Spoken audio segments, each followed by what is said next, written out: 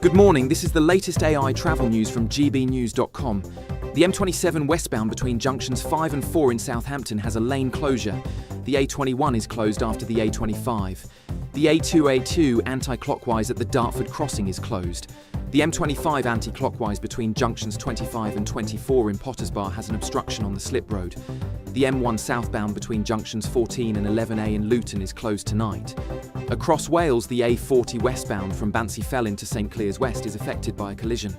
And on the trains, cross-country services have no trains between Exeter, St David's and Paignton. For more travel news, go to gbnews.com. Bold. They are under no illusion. Ray. Are you a human trafficker? Boundless. I've had enough of the nonsense, and I'm not afraid to say it. Don't get this on the BBC. Every weeknight, I tear through the headlines. The smell of gasoline. Should we be worried about it? From Westminster madness to cultural war chaos. What I'm going to do now, they are throwing things out the car as we speak. Get ready, Britain. Here we go. Patrick Christie's tonight, weeknights from 9 p.m, only on GB News, Britain's news channel. Join me, Nana Okoye, for an informative, interactive news programme with a difference. It's fun. No, he didn't say that, Dave. I'm so surprised. I think there's an element of truth to that. Join me from 3 p.m. every weekend, only on GB News, Britain's news channel. Some people enjoy lazy Sunday mornings, but not me. What's the truth of the matter? So that's a very live question. Would you support him if he waters down these plans? Before the spin sets in, I'll be getting to the truth. This is personal. No soft questions, no easy answers. It's one thing if the state has rules in this country. It's another thing whether the police and others actually police them. Setting the agenda and holding those in power to account. You can't really blame her if the system is set up this way. You will not want to miss it, trust me. The Camilla Tominey Show, Sundays from 9:30, only on GB News. Westminster's full of talk, but out here, it's the real world. Am I allowed to talk now? No, that's it. This is where it matters, real people and real lives. That's what politics is all about. In fact, has Trump made a good start? No. Straight answers, no spin, and just a couple of pints. How many fingers have I ever got up? About 10. So join me for Lee Anderson's Real World every Friday at 7 p.m, only on GB News. The People's Channel, Britain's news channel.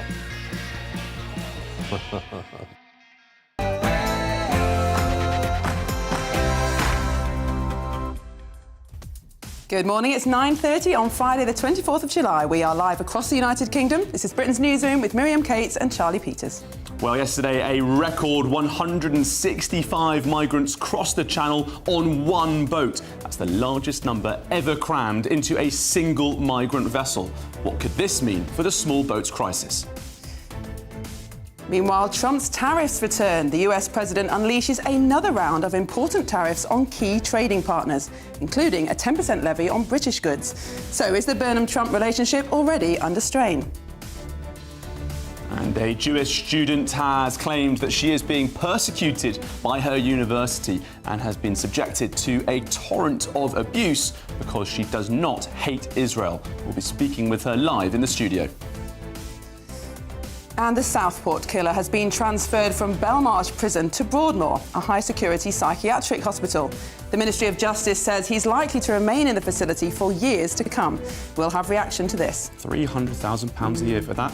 Well, the government has also halted the early prison release scheme amid outrage at the prospect of two of PC Andrew Harper's murderers being freed from jail. But could this move plunge our prisons into fresh crisis?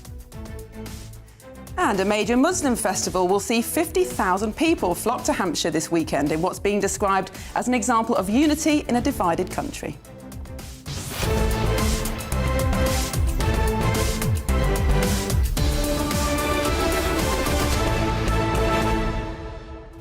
It'll be interesting to discuss that festival, in fact. I'm very keen to get your perspectives as well. gbnews.com/your say. This is an Ahmadi Muslim festival. Now, what's curious about the Ahmadi sect within Islam is that actually it's highly persecuted by other Muslims around the world. It's a massive issue, extremely community-focused group, lovely people, and very much a patriotic religious minority in Britain. But there's going to be a lot of focus on this festival because of a event that was cancelled early due to this alleged threat that happened a few weekends ago. Of course, in that case, some people have been released without any charge whatsoever. We'll be discussing all of that and later. Pretty tricky discussion to have, but an important one to have nonetheless. Lots of moving parts there.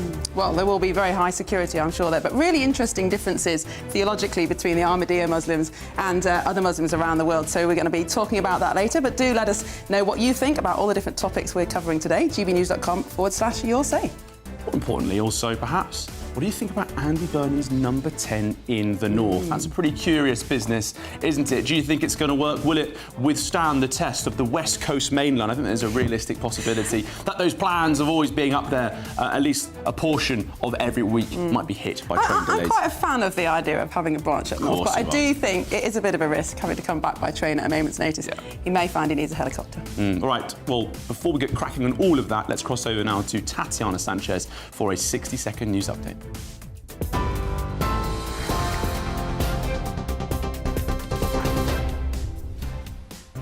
Good morning. The top stories. Prime Minister Andy Burnham will host his first meeting at number 10 North in Manchester today as part of his plan to shift power away from Westminster. Up to 300 civil servants will work regularly from the site alongside ministers including Lucy Powell and Louise Haigh, who is overseeing the operation. The British government has said it stands ready 24/7 to defend itself. That's after Iran said UK bases used by the US were considered legitimate targets. And the Donald Trump administration has imposed new tariffs of at least 10% on imports from 60 countries, including the UK, over claims they failed to prevent forced labour. There's more on all of those stories at the top of the hour. Tune in to GB News Radio wherever you are. Online, on DAB Digital Radio, on TuneIn, on Radio Player, on Nation Player and on your smart speaker. Just say, play GB News.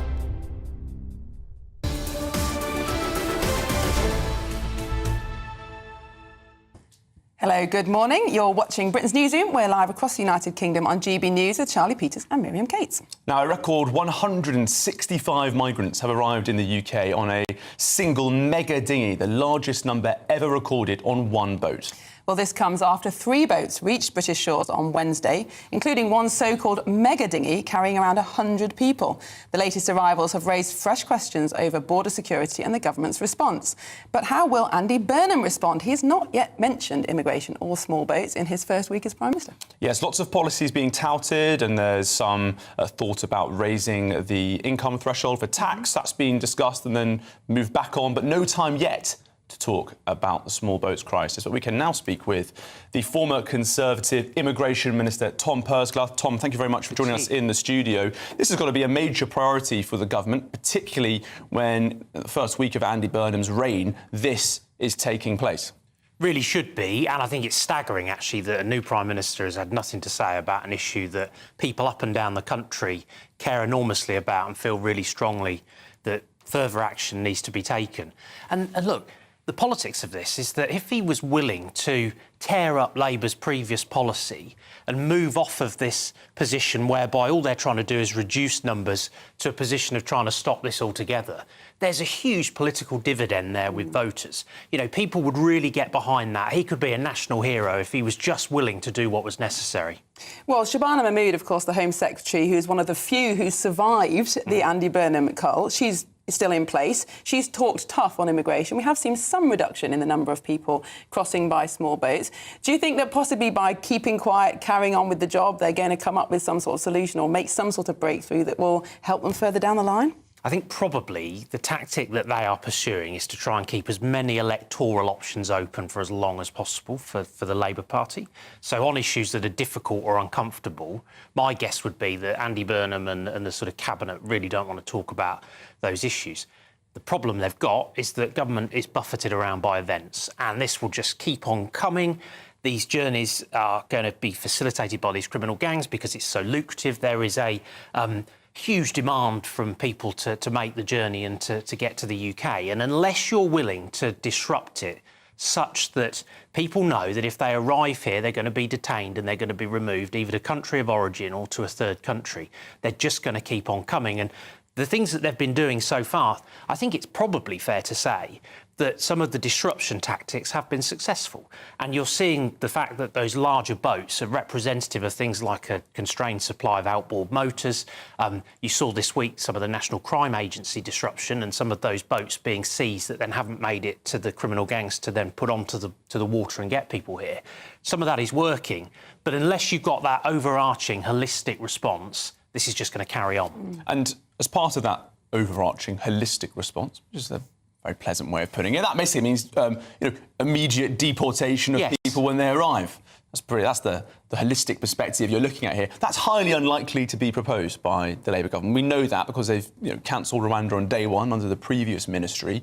The second one's come in yet to give out a distinct message on what immigration reforms will be. Shabana Mahmood is still in office and the government, they insist that deportations have been stepped up. But that's clearly not meeting the deportation demand being sent out by the British people. Exactly. And a lot of those removals have been people who've gone on a voluntary basis back to country of origin. Because until you solve the problem, this all comes down to a simple thing. Until you can remove Sudanese migrants to Sudan, until you can remove Eritreans to Eritrea, you're not going to solve this. And that's why Rwanda was so important, because those nationalities who couldn't be removed to country of origin could be removed to Rwanda. We had also, in government, banned illegal migrants arriving in small boats from having asylum, come what may. Labour repealed that. And there is now, of course, on the right of politics, certainly this willingness to deal with the ECHR, to deal with the Refugee Convention, to deal with the trafficking conventions, to mean that the legal barriers to these removals are no longer in place.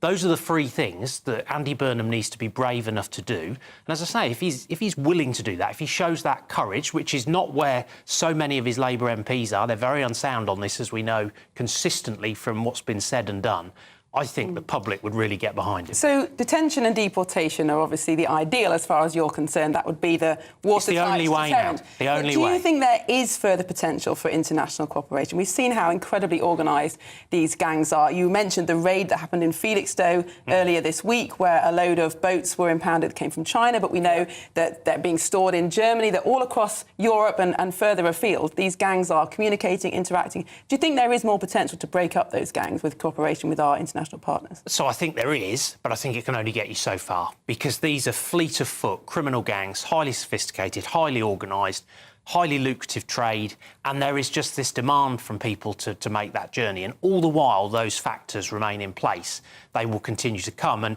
I think this vessel with 165 people on it, this rubber boat with 165, is a step change in terms of what we've seen previously. Back in the sort of time that I was around government, we would see 80 people come across. This is more than double that we've seen on this boat. But it's a response to some of those disruption tactics, many of which are very valid and have been going on with international partners to help make that happen and to break open some of that criminality. But the issue we've got is that the sort of returns on this are so good for them that they will just get a step ahead of it, and they'll just adapt and do the next thing that gets them around it. Tom, the asylum applications are still in the tens of thousands. This isn't... Well, the government say it's going down, this process, but the numbers arriving are still extremely high. Last year was the second highest on record, I think, since this still became an issue in 2018. At some point, the question will be asked of the government, how much of this are you willing to continue to observe before you bring in a new deportation plan? How much time do you think they've got until the pressure becomes too much and they have to change course? I think that is the question that they need to be relentlessly asked by, voters in constituencies, by media, because that is really where policy's got to. The policy under the previous government was very clear in saying that we want to stop the boats, that the objective was to stop the boats. It seems to me that this government is content to have a position where this is about reducing numbers. And that is not an acceptable sort of steady state position to be in, because all the time that you've got that happening, there's that gross unfairness. These people are jumping the queue, cheating the system, making it harder to help actually genuine people who need help from some of the parts of the world where you could do that in partnership with ECHR if you've got proper control of your borders.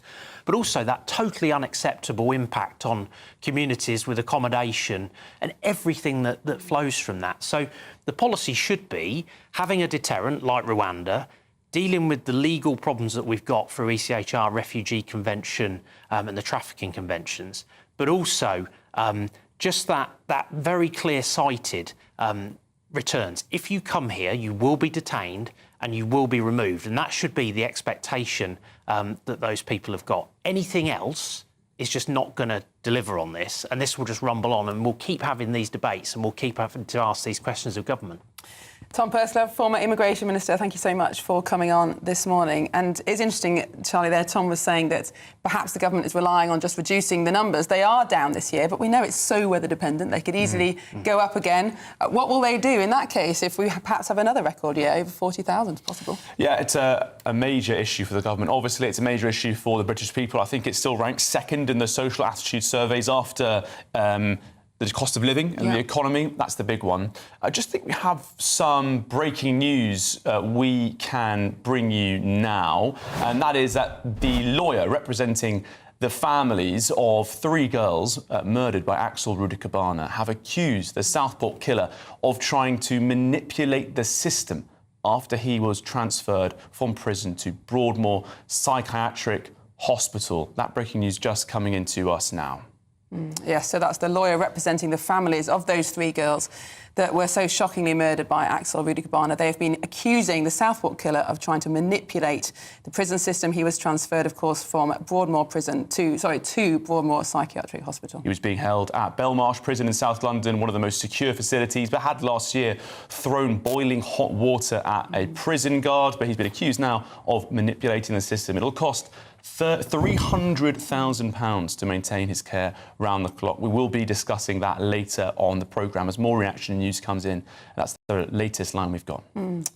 Well, still ahead on Britain's Newsroom, we'll be speaking with a relieved rape survivor who had been told that her attacker might be released early due to the planned early release of prisoners, but this has now been halted by the Prime Minister. And next, Trump's tariffs return as the US President unleashes another round of import tariffs on key trading partners, including a 10% levy on British goods. But first, if you're in search of some holiday sun, here's the forecast for our top European destinations.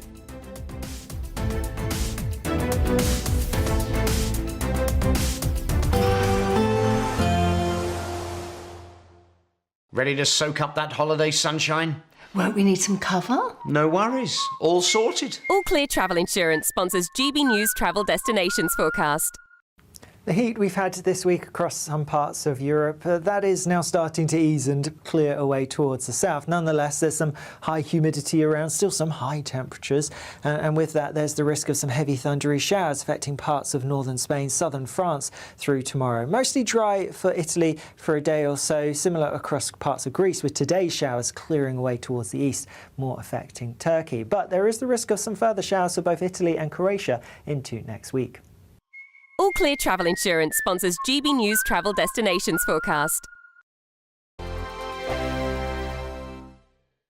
Nana Queer, weekends from 3 p.m. This is really exciting. We've got 1 million people living with dementia in this country, and about 65%, 70% of them have Alzheimer's disease. This is a condition where a protein called amyloid beta builds up in plaques within the brain and interferes with the connection of nerve cells. It's a cruel disease, as I know you're aware. It robs families of the relative that they once loved, the personality that they knew, and it's the leading cause of death in this country. So, numbers are only increasing as the ageing population grows. But here we have in phase 3 clinical trials, which is the last stage of trials before a regulatory body approves it for use, which appears to clear some of these plaques within a few weeks. Now, that's really exciting. GB News, the People's Channel. Britain's Newsroom, weekday mornings from 9:30. What does this kind of day mean to you, kind of coming and doing this every year? Well, I feel that I'm doing this for my wife because she used to sell poppies properly, really, and I used to help her for 20 odd years. And I feel like I'm doing it for her, really. But it is nice to think that everybody appreciate what we did for being in the forces. But tell me about your service, because you got sent out to the Far East, didn't you? Yes. I just got engaged because I didn't think I was going to get called up, but then I did. In your jacket here, you've got one medal for national service and one for that Hong Kong medal for that. To be honest, I was 18 years old and I was very excited about going. It was an adventure to me. The People's Channel. Britain's Newsroom. Weekday mornings from 9:30. Weight loss jabs could help children as young as 6 who are living with obesity. When did we start saying living with obesity? Can we not say obese children? Is that not politically correct? Well, delighted to be joined now by Sarah LeBrock, Director of All About Obesity. Sarah, I think a lot of people will feel slightly uneasy about children getting on these jabs, simply because we sort of expect, I don't know, diets to be managed by parents. Yeah, I can totally understand why people would think that. But the point we're not talking about just overweight children here. We're talking about children living with obesity. And interestingly, you say, why do we say living with obesity? It's because they're living with a chronic condition. GB News, the People's Channel.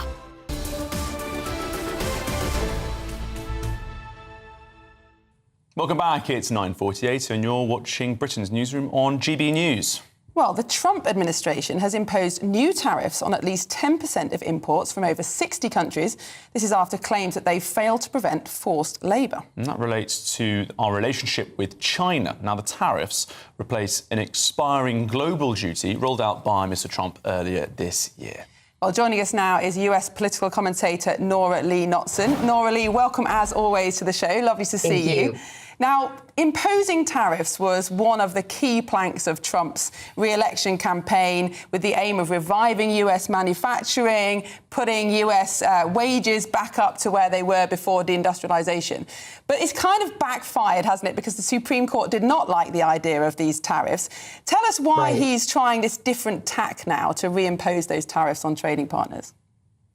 Well, basically, they've looked through the statute and they found a section, I believe, from 1974 that you can put tariffs in place if there's goods that use forced labor, and it could be just part of the supply chain of any company. They feel legally this can be upheld, which is why they're using this tact.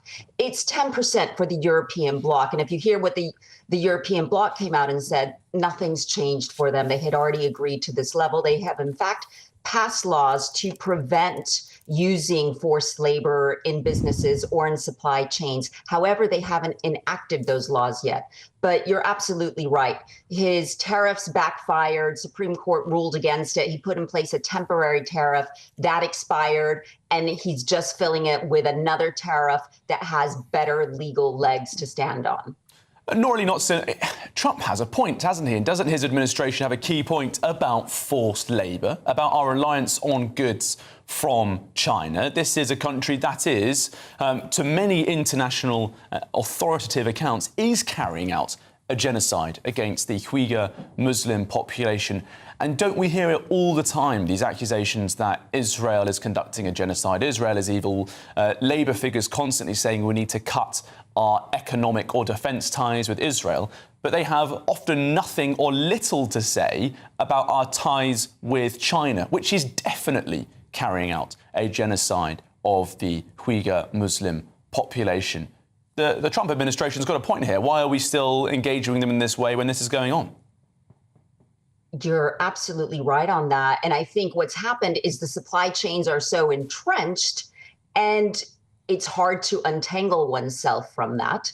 I don't think anybody wants forced labor. Nobody wants that. And I know a lot of people who will not buy specific brands, names not to be mentioned, because they are known to use forced labor, say child labor in China. I think it's a valid point. I don't think anybody would disagree on that.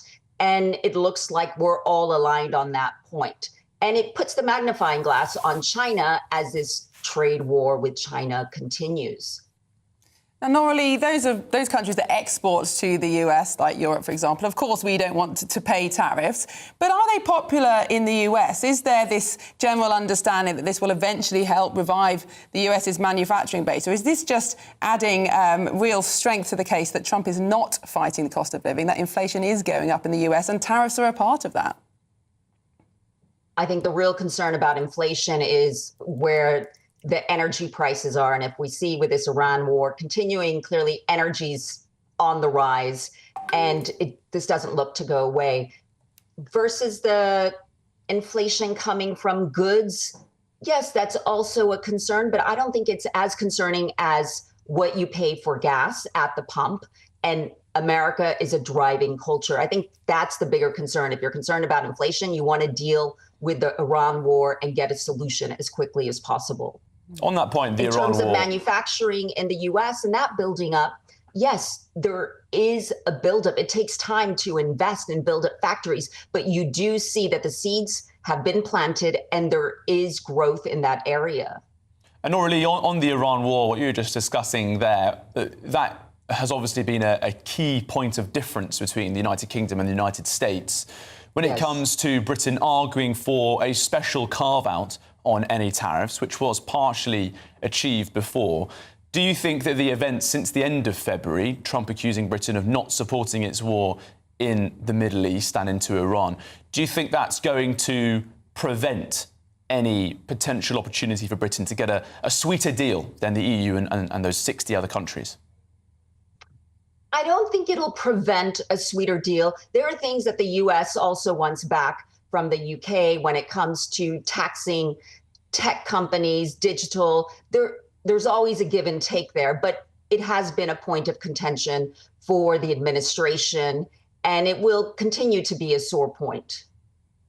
Norah Knotson, thank you so much for speaking to Britain's Newsroom. Of course, the Trump team is briefing out that Andy Burnham is going to drill, baby, drill in the North Sea. So maybe that will put us in his good books. Well, no, one of those gas fields could be in action as early as the winter if we go, and that would be very welcome, considering previously we've had taxes on heating homes, essentially, in recent years. This could be a major change. And that could create a warmer relationship between Britain and the United States. Indeed. Well, it'll be very interesting to observe their first meeting when it happens, Burnham versus Trump. Right, still ahead here on Britain's Newsroom. We'll get more on that breaking news that the lawyer representing the families of the 3 girls murdered by the Southport killer, Axel Ruda Cabana, they've accused him of trying to manipulate the system. He's been transferred from Belmarsh Prison to Broadmoor Psychiatric Hospital. This is Britain's Newsroom, Britain's favourite morning show on GB News.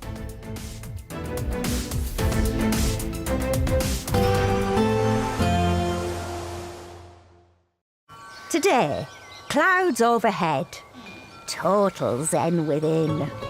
Boxed Solar sponsors the weather on GB News. Good morning. We've made it to Friday and this is your GB News weather update from the Met Office. For many, it is going to be a dry end to what has been a very dry week. There is some rain around, however, a bit of light drizzly rain. Today, clouds overhead, total zen within. Boxed Solar sponsors the weather on GB News.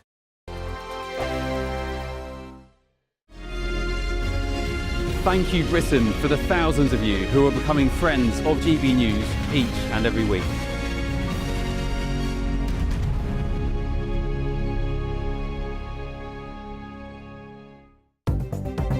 Good morning. This is the latest AI travel news from gbnews.com. The A21 is closed after the A25 in Kent. The M25 clockwise between junctions 26 and 27 near Waltham Abbey has lane closures. The M6 northbound between junctions 25 and 26 in Wigan is closed due to an emergency incident. In Scotland, drivers are warned to use caution crossing the A9 Dornoch Bridge because of high winds. Across Wales, the A40 westbound from Bancyfelin to St Clears West is affected by a collision. And on the trains, cross-country services are not running between Exeter, St David's and Paignton. For more travel news, go to gbnews.com.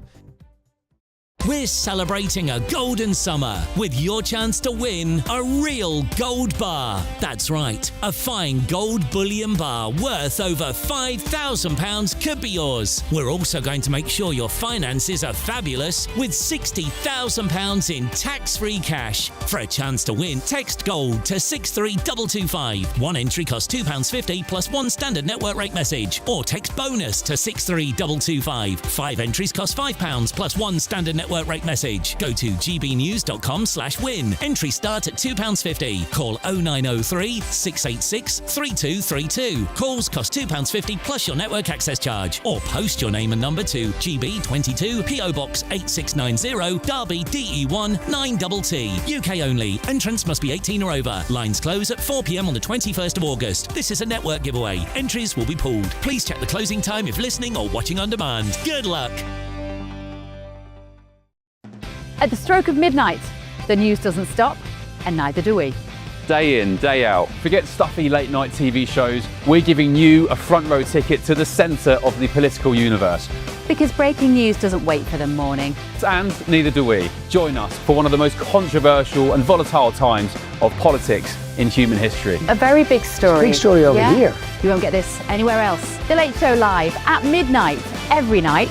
Only on GB News. From the school run to the home run, watch a new show for all of Britain. He can say whatever he wants. A straight talking show where all voices are heard. And, you know, when are we going to stop talking about smashing the gangs and actually do it? With the stories that matter from every part of our country. There's a bit of a crash landing there for your Chancellor. Bold, fearless and standing up for you. That's me, Martin Daubney, 3 p.m. till 6 p.m, weekdays, here only on GB News. The People's Channel, Britain's news channel. Hi, I'm Michelle Dewberry, and my show is your opportunity to cut through all the noise and dive in headfirst to some robust debates. Ideas clash. Situation, isn't it? Because you're deliberately avoiding my point. Nothing's held back. And if you think this is the end of it, wait for more. And we do not shy away from the difficult stuff. Sometimes I want to shake people and say, if only you understood. So join me on Jubes & Co. weeknights at 6 p.m, only on GB News, Britain's news channel. Join me, Nana Akwe, for an informative, interactive news programme with a difference. It's fun. Oh, no, you didn't say that, Dave. I'm so surprised. I think there's an element of truth to that. Join me from 3 p.m. every weekend, only on GB News, Britain's news channel. More and more people are now tuning in to GB News. They shape our programmes, we try and incorporate them in our shows as much as we can. Our audience are really interactive. Our listeners, our viewers, they're growing. And that's because they tell their friends and family about what we're doing here at GB News. It feels like the depth of that connection has strengthened as well. Thank you so much for speaking to us on GB News. Come and say hello to everybody that's here from GB News. It's been an exceptional event. We've come a long way here now. Thank you, GB News! What's so unique about GB News viewers is that they really, really love our country. And they talk about us so proudly. We're on a journey together.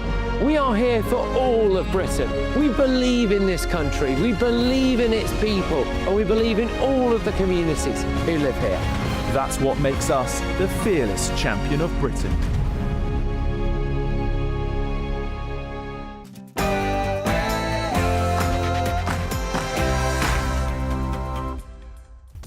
It's 10 a.m. on Friday, the 24th of July, live across the United Kingdom. This is Britain's Newsroom with Miriam Cates and me, Charlie Peters.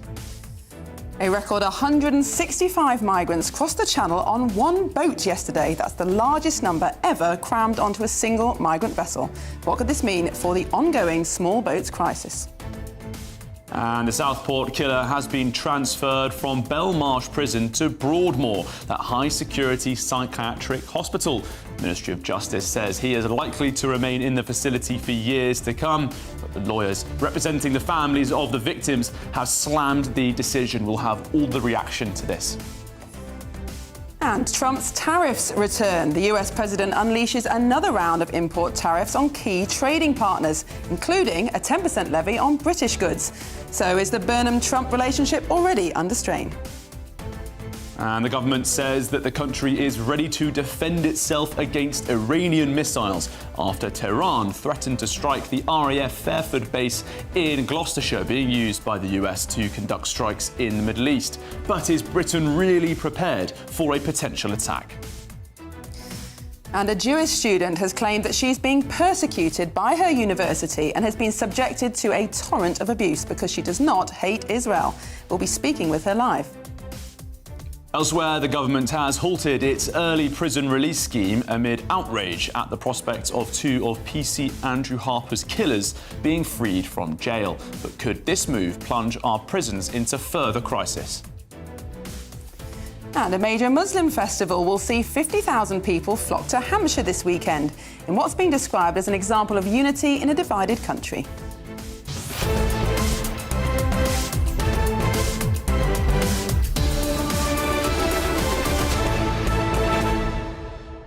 So, Charlie, we heard yesterday that actor Rudy Cabana has been transferred to a psychiatric hospital from a high-security prison.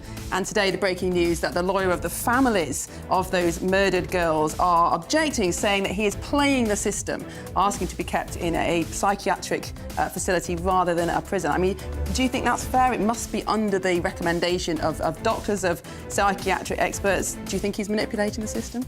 Well, that's the accusation they're making, particularly as we're coming close to the 2-year anniversary of that horrifying event. Manipulating the system is the charge, and we do know there is a lot of controversy around policing, prisons and mental health, and the ongoing, the Nottingham inquiry really did reveal just the extent to which our security services, our policing and wider government just struggles to deal with this, is very nervous about it as well.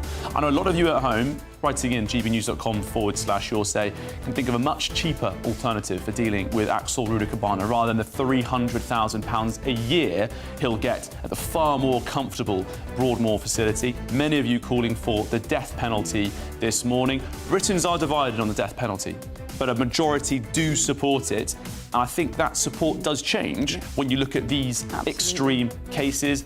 I have to say, I agree. And in this case, I think it's absolutely horrifying that we have a murderer of those 3 girls try to kill almost a dozen others, throwing hot water at prison officers, and is now having an upgraded accommodation as a consequence of psychiatric care. And the death penalty was abolished by a private member's bill in Parliament, which meant that the public has never, ever had a say on abolishing the death penalty, either before or since.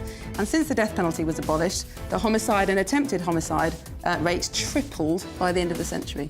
So there isn't no impact to that kind of decision. Nobody ever had a vote. MPs decided it all by themselves. Now, I know there are tricky cases and people get cleared of crimes years after, and we have all sorts of processes for that. But in these sorts of cases where there is overwhelming evidence and there's such extreme cases, surely perhaps there is a place for that debate to return.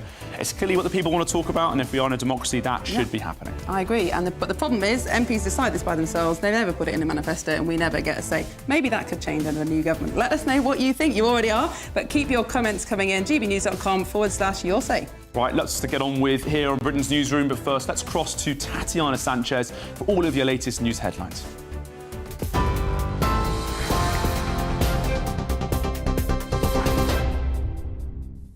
Charlie, Miriam, thank you very much and good morning. The top stories. Prime Minister Andy Burnham will host his first meeting at number 10 North in Manchester today as part of his plan to shift power away from Westminster. Up to 300 civil servants will work regularly from the site alongside ministers including Lucy Powell and Louise Haigh, who is overseeing the operation. Elsewhere, the Prime Minister has paused the early prisoner release scheme, which was due to begin in September, pending an urgent review. Under the plans, up to 6,000 inmates across England and Wales, including killers, rapists and sex offenders, would have been released early and monitored with electronic tags. Cabinet Office Minister Sally Jamieson says the review into the early release scheme will be conducted in the coming days and weeks, adding decisions need to be made very quickly. Feelings of victims and actually of the general public is taken into account with any decisions made around this. But it's also important that we do understand the grave danger of having overcrowded prisons. These aren't easy decisions or easy choices, but we categorically cannot go back to where we were in the summer of 2024, where we had less than 100 bed spaces left in the adult male estate. That isn't good for public safety or public confidence. It's not good for those prison officers and indeed other prison staff who are working in the estate. Shadow Exchequer Secretary to the Treasury Gareth Davies says the decision is a good thing. We've been warning about for a long time on this early release of prisoners, and if he takes action on that, that's a good thing. I think it's okay to say that from time to time. But let's be clear, as I say, there's a lot of issues going on in the country and around the world, and his biggest answer so far is a £2 bus cap. You know, this is not serious. He's still acting like the Mayor of Manchester. He's the Prime Minister of a G7 economy, a nuclear power. We've got a seat at the United Nations Security Council. We've got businesses that are being hammered by taxation. He needs to zoom out, get a bigger picture of what's going on in the country and start acting on those very big issues. The British government has said it stands ready 24/7 to defend itself after Iran said UK bases used by the US were considered legitimate targets. The UK has allowed the US to launch defensive operations from British bases, hosting American personnel and aircraft while refusing to cooperate in offensive operations against Iran. Iran's foreign ministry said the UK was an accomplice in the US war, while the powerful IRGC military wing said any country which supports the US militarily will be responsible for the consequences and the repercussions. It comes as the US carried out a 13th consecutive night of strikes against targets in Iran. The Trump administration has imposed new tariffs on at least 10% on imports from 60 countries over claims they failed to prevent forced labour. Those targeted, including the UK, China and the European Union, will face a tariff of 10% to 12.5% on all goods, accounting for almost all American imports. They mark the latest escalation in the global trade war reignited by President Trump when he returned to office last year. The US Supreme Court ruled earlier this year that many of the tariffs imposed globally under emergency powers were illegally enacted. In other news today, the lawyer representing the families of 3 little girls murdered by Axel Ruda-Cabana have accused the Southport killer of trying to manipulate the system after he was transferred from prison to Broadmoor Psychiatric Hospital. The Ministry of Justice confirmed he was transferred from HMP Belmarsh to Broadmoor, the high-security psychiatric hospital in Berkshire. The Prisons Officers Association says Ruda-Cabana has played the system to get a move to Broadmoor. Ruda-Cabana murdered Elsie Stamcombe, B.B. King and Alice De Silva Aguirre and injured 8 other children and 2 adults in an attack at a Taylor Swift-themed dance class in July in 2024.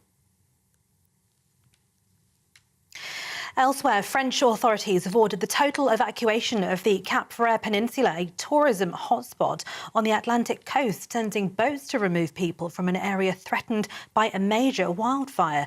The order for a total evacuation of that area, which is home to many valuable properties and is currently full of tourists enjoying their summer vacations, underlined the severity of the fire. French President Macron said he requested help from the European Union as the country's battle against wildfires intensifies. Meanwhile, the Spanish government last night declared a national emergency after a series of wildfires threatened communities near Madrid and in the neighbouring province of Avila, forcing more than 10,000 people to evacuate as firefighters struggle to contain the blazes. And finally, UK average mortgage rates have risen back to the level of a month ago due to renewed tensions in the Middle East. Lenders' funding costs have increased as markets judge that a prolonged conflict reduces the possibility of interest rate cuts by central banks. The 5 biggest high street banks are among a host of lenders which have increased their interest rates on new fixed deals in recent days. Recent projections by the Bank of England suggest just over 5 million homeowners should expect their monthly mortgage repayments to increase by the end of 2028. Those are the latest headlines. More in half an hour. You can now watch GB News live across the United States of America and the world on Truth Plus. Scan the QR code to find out more or visit gbnews.com/truth.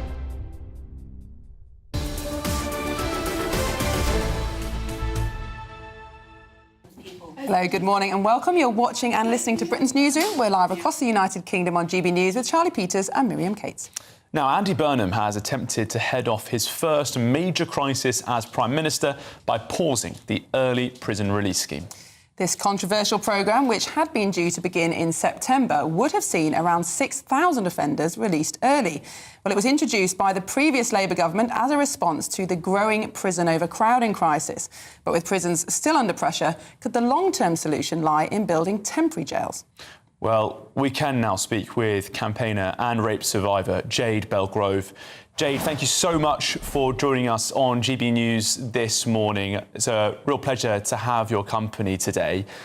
I know that you received a letter warning you that your abuser was facing early release. How do you feel about what's been changed now and what's now set to take place?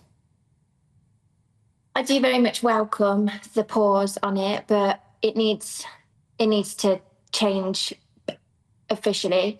We need to put a complete stop to rapists, paedophiles and violent offenders being let back out into the community. Now, Jade, under this scheme, offenders like the man who abused you could have been released only halfway through his sentence. Do you think the sentences are long enough in the first place? And, of course, most people will think that people should absolutely serve the entire sentence. But do you think the sentences are long enough to start with? No, not at all. So my perpetrator on paper was sentenced to 30 years for 3 counts of rape and 1 of sexual assault. So on paper, he had 30 years. But because it was a concurrent sentence, he only had to serve 9 of that. Obviously, when it was put in place, it was 2/3, meant he would have done 6 years in prison. So 6 years for what he has put me through it's nothing. And then obviously on top of that, to then have the early release scheme come through, it was just more insult after insult. And it's awful for us, to be honest.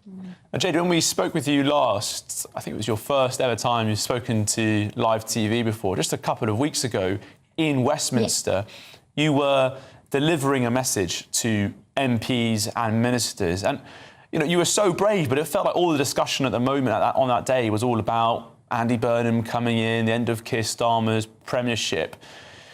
Were you worried that you weren't being listened to because there's so much focus elsewhere? Yeah, 100%. As you said, we've been doing this for weeks now, myself and other survivors. We've been campaigning and trying to be heard about how serious this really is. So for the pause to be put into play, I am very grateful for it, but we should have been listened to a lot longer before than what we have been. Now, Jed, I understand that it was quite some years before you felt able to report the crimes to the police. Do you think schemes like this early release scheme make it harder for victims to come forward, make it more difficult to tell the story? Does it undermine confidence in the justice system for people like yourself? Yeah, 100%. It definitely does, because it takes every bit of you to do and get your justice.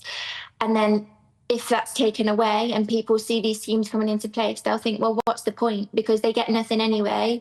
What is the point? And Jade, the defence that some MPs have made for the release scheme was like, look, the prison system is in crisis, there's not enough space. When you've heard that argument, what's your reaction been to that? I mean, do you think that the government should also be announcing an urgent building of prisons so there is more space so that horrendous men like your perpetrator are not being released under that defence? Yeah, absolutely. There needs to be something put in place. Whether it's looking at the non-violent criminals and letting them out, then OK, that is one thing. But they haven't caused a life sentence for other people. They haven't physically hurt other people and ruined people's lives. So if that needs to be looked in, then albeit. But yeah, other prisons need to be built or put into place or refurbished, because we've all heard about how other parties had closed prisons down. Well, instead of doing the tagging and the probation, which we all know doesn't work, we all know has faults, and we've already seen that nothing has actually been arranged and put into place for us when we are weeks away from that law coming in. So instead of putting the money in things that we already are set up to fail, then invest that in refurbishing prisons and building new ones. Well, Jade, thank you so much for speaking to us this morning and sharing your story. That's Jade Belgrove, who's a campaigner and rape survivor. Extraordinarily brave women. Yeah. To also waive her right to anonymity at this time because she just felt she had to speak up. Now, Jade should not have had to do that, but felt moved because of this situation. And do you know what I also worry about, Miriam?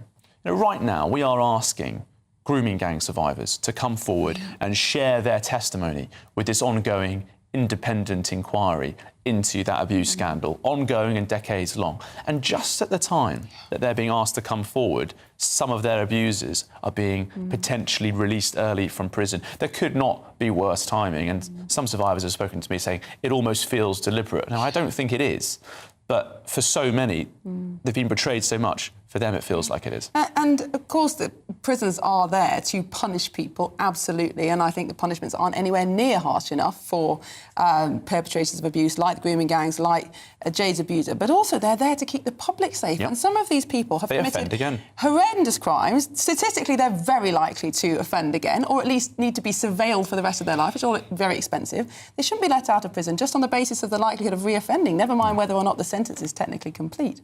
Right, well, if you have been affected by anything discussed during that segment, the Rape Crisis England and Wales support line is open 24 hours a day, every single day of the year, and you can ring for free on 0808 500 2222.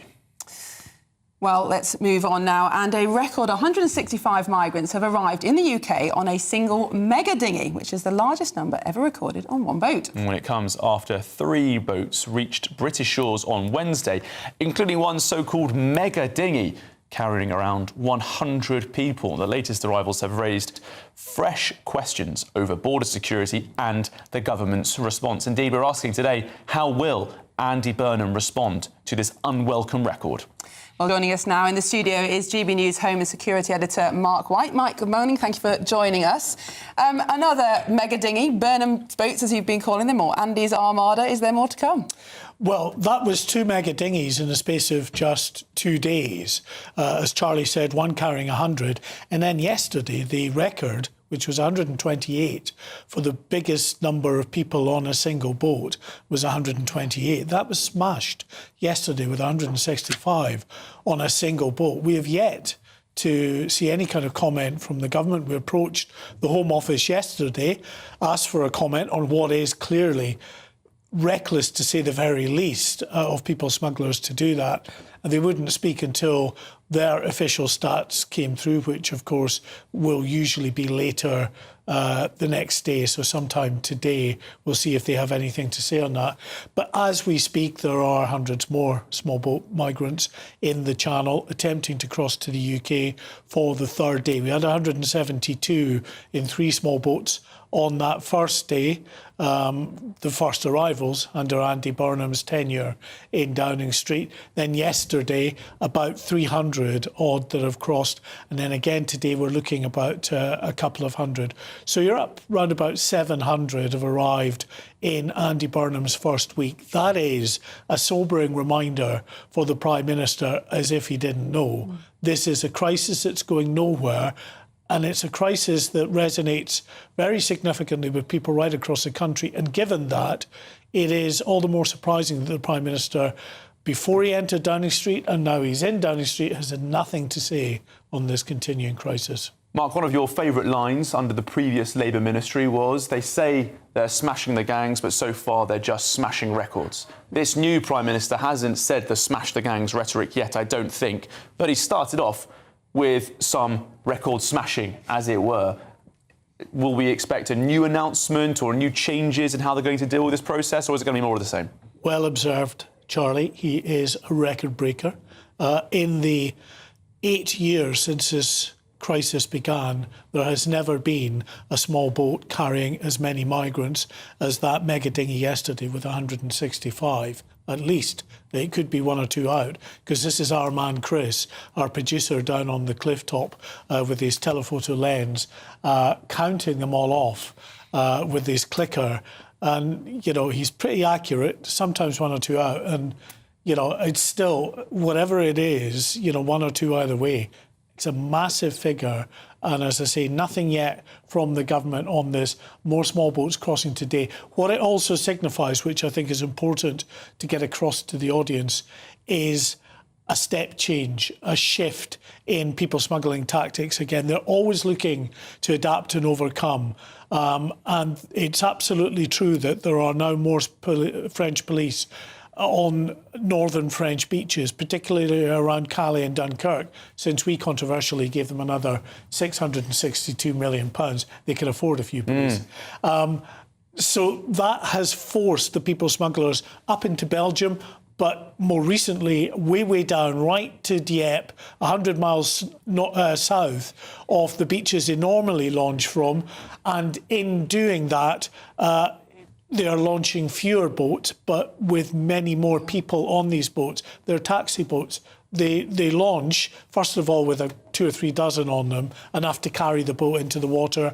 Then they come up, they call in at various points on the way up, pre-arranged locations, and more people join them until, as I say, we get 165. Yeah, so they seem almost more reliable than London buses. These, well, they're certainly bigger than a London bus in terms of the numbers they can carry. Yes, well, there we go. Well, they're adapting as fast as the authorities can change the rules, aren't they?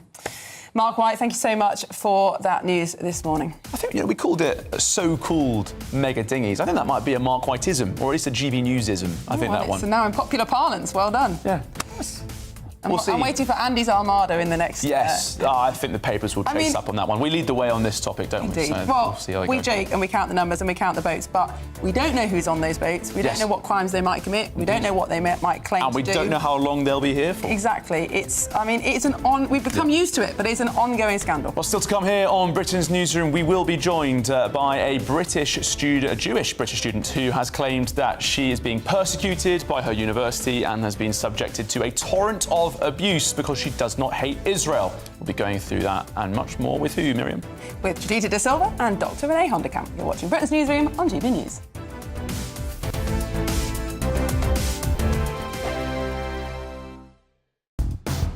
Do you trust what you're being told? Good, because neither do I. Those are just facts. I'm Alex Armstrong, and on my show, we'll expose the spin. Well, I want to answer that because you didn't let me last time, because you always speak over me. The broken promises. To deny that is denying the truth. And the hypocrisy. Needs to stop. You think we can allow? Politics, policy, parliament. Nothing is off limits. No sugarcoating, no fear of offence, just the truth laid bare. Tune in every Saturday and Sunday at 9 p.m. for Alex Armstrong Tonight, only on GB News, Britain's news channel. 5 hosts, 5 opinions, 5 fearless debates, 5 unfiltered takes on the day's news. 5 reasons not to be anywhere else on Saturday night.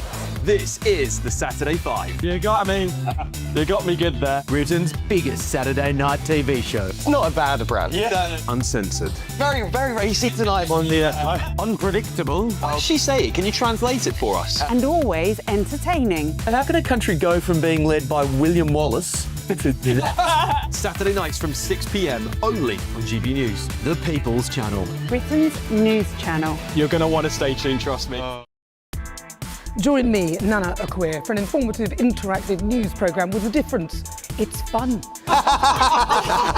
No, he didn't say that, Dave. I'm so surprised. I think there's an element of truth to that. Join me from 3 p.m. every weekend, only on GB News, Britain's news channel. Britain is not just a geographical expression. We are a people bound together by history and culture that are distinctively British. Join me to celebrate our music, theatre, artworks and literature, which we can explore and enjoy together. Everybody's welcome. Sunday with Michael Portillo. Every Sunday at 11 a.m. on GB News, the People's Channel, Britain's news channel. At GB News, we love to hear from you, our loyal community. So drop us a line at gbnews.com/your say. There you can talk to each other and also to the presenters live on air. gbnews.com/your say, because GB News is your channel, Britain's news channel. Here at GB News, we made a promise to tell your stories. And on the 6th of August, we're marking 5 years of doing exactly that. Celebrate with us by having your say. Join in the debates live on TV and radio. And meeting your favourite presenters across the country, from Leeds to Aberdeen, from Belfast to Barry Island. Plus, join me in Essex for our biggest live show of the year. Scan the QR code or visit gbnews.com/celebrate. Terms and conditions apply.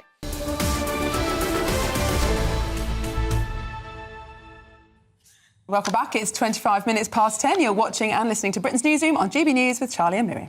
Well, joining us now is the commentator Judita De Silva and also GP and GB News contributor Dr. Renee Hunterkamp. Good to see you both this morning. Shall we start with the front page of The Guardian? Because they're talking about number 10 North being Britain's biggest ever rebalancing of power, Judita. And Andy Burnham's written for the paper about the decision.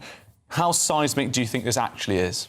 I think it is very seismic, and it's something that I completely champion, because I've always said that to affect day-to-day living, you have to have regional control, because everything filtering through this bottleneck that is Westminster historically has not worked, and it's been the status quo for so long. And when you look at the division of the tapestry of how power works within Britain, Manchester is a key point. So having something that is the hub of the north as well as the hub of the south is a good way to execute devolution. And looking at actual means testing and proof of concept, what he did in Manchester was show what regional mayors can do to turn a city around. And beyond that, the stumbling blocks he had, for instance, with battling homelessness, was because he always had to defer to Westminster. So he knew once, if I were in power there, I know the problems I need to address firsthand. But that's more to do with the model of devolution, I suppose, that we have in this country. Renee, isn't it more about symbolism, isn't it? Showing that he is the Prime Minister for the North, trying to get, frankly, votes back from Labour voters in the North who have defected from Labour to Reform. Yeah, I mean, it feels that way to me. Obviously, the proof of the pudding is going to be in the eating,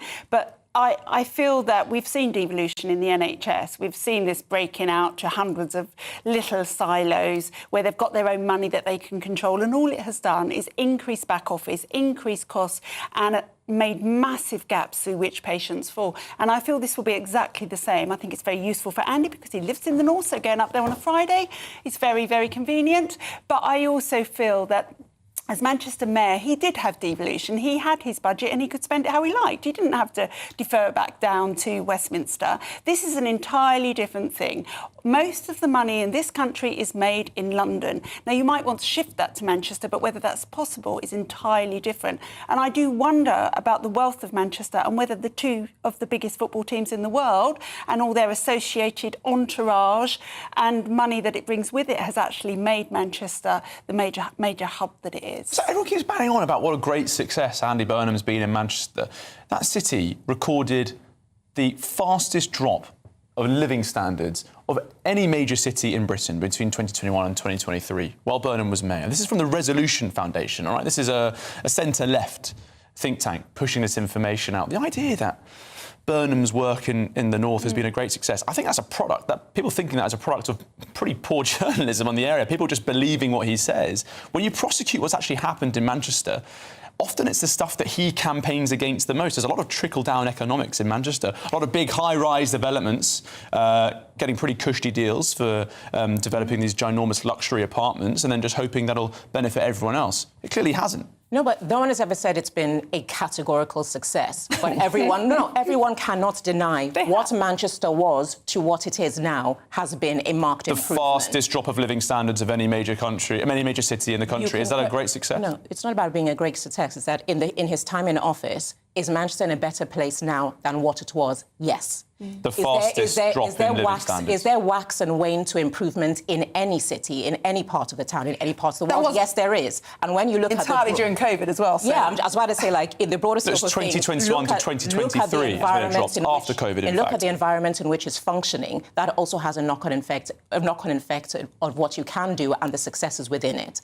But then also looking at having practiced what he preaches, he knows where the pitfalls were. And for instance, that's why I used the example of tackling sleeping rough. He knew that it is something that can only be cured nationally. there were limitations to what he could do in Manchester, where you've seen numbers go up, numbers go down. Knowing that being in Westminster, there are things I need to do from within that trickles across the country. That then speaks to devolution, because I cannot do it on my own from the south. We could not do it on our own in Manchester. It's something that must work in tandem, but there must be a hub of power where execution can free flow in that region of the country. The biggest drop in homelessness in the graph of Andy Burnham was in COVID, where we took every single homeless person off the street overnight. I watched it as a GP. I watched it happen. And then once that was finished, slowly, it has come up to almost the same level. I think I don't see any experience that Andy Burnham had in Manchester that remotely compares to the task he has ahead of him now, where he has a budget that everybody wants a bit of, and he would have to be a lunatic to even think that it is it is something that runs as a parallel. What it is preparation for an upscale in responsibilities. And because the attitude he has as somebody in power and has had in the past during the Gordon Brown era, he knows how to operate in Westminster, what looks the same as what it used to be before, and why it needs to change now. Because here's the thing, for all the naysayers of devolution, what exists now does not work. One of the first things he's done, touting up devolution, is to tell the Scottish you can't have another independence referendum. So it's devolution on his terms, isn't it? Only when it suits him. But when your leader is, there has to be give and take. I know. Just the idea that... Can we move on to something that Andy Burnham does now have the power to do, which he definitely didn't in Manchester, which is to get the North Sea drilling again. It looks like he might be moving quickly to scale up those 2 oil rigs in the North Sea, get us some more oil and gas. Think this is a good idea? Of course it's a good idea, because what we need is energy security. We need across, up to 2030, we're going to need 12 billion gallons of oil coming in, and only 4 billion of them we make here, but we have it sitting under the sea. So even if it doesn't change the price, it makes us energy secure, which is really, really important. What I worry about is this tinkering around the edges of jackdaw is really just that. And what we really need is new licences to explore and to drill in the North Sea, just like Norway are. Again, I can't believe I'm actually going to quote Kemi Badenoch. It makes me feel queasy. This idea of a silver bullet.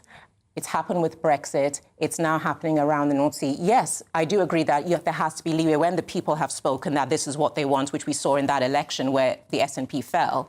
Yes, that's what they want. But the immediate gain from opening up North Sea is jobs. That's what no one can argue over. But when you're now talking about yield and benefit, first of all, it's going to take years to do it. They think jackdaw could start to benefit as early as this winter. When it does happen, it is all sold as global markets. Gas markets. As far as saying that it is presented to people as your bills will go down. No, I didn't say that. No, but that is how it's presented to people in general, to the everyday person. The country gets richer, your life gets easier. I know they're sold on a global market. So the good thing about selling on a global market is you get more money. You would go on the record and saying that drilling in North Sea oil is going to be the thing to solve an aspect of the economic crisis that we're in right now. Absolutely. I'll go on the record, of course, because, selling products gives money. Well, I think we have to I said that jobs we agree on. It's the jobs are economic. That bills are we'll be here all day. It is limited. Dr. Renee, Judita De Silva. Judita, it said that you were a royal commentator in the intro. That was quite funky. She does. Very good. No, I have regal energy. Let's go with that. There we go. More strings to your bow. Queen Judita. I'm sure that's what they'll be saying on your say. All right, still to come here on Britain's Newsroom, we will be speaking with a Jewish student who said that she was being persecuted by her university because she does not hate Israel. You're watching Britain's Newsroom on GB News.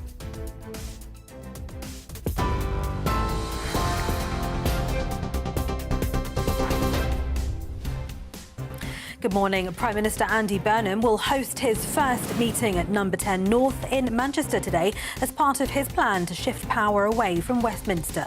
Up to 300 civil servants will work from the site alongside ministers including Lucy Powell and Louise Haigh, who's overseeing the operation.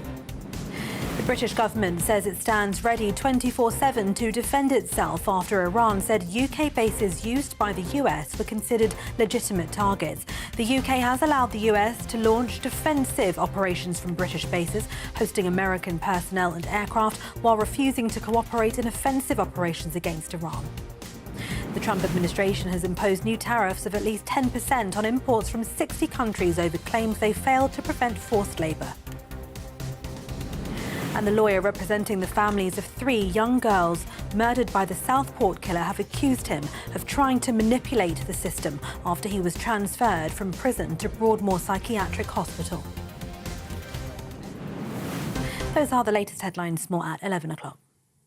Tune in to GB News Radio wherever you are. Online, on DAB Digital Radio, on TuneIn, on Radio Player, on Nation Player and on your smart speaker. Just say, play GB News.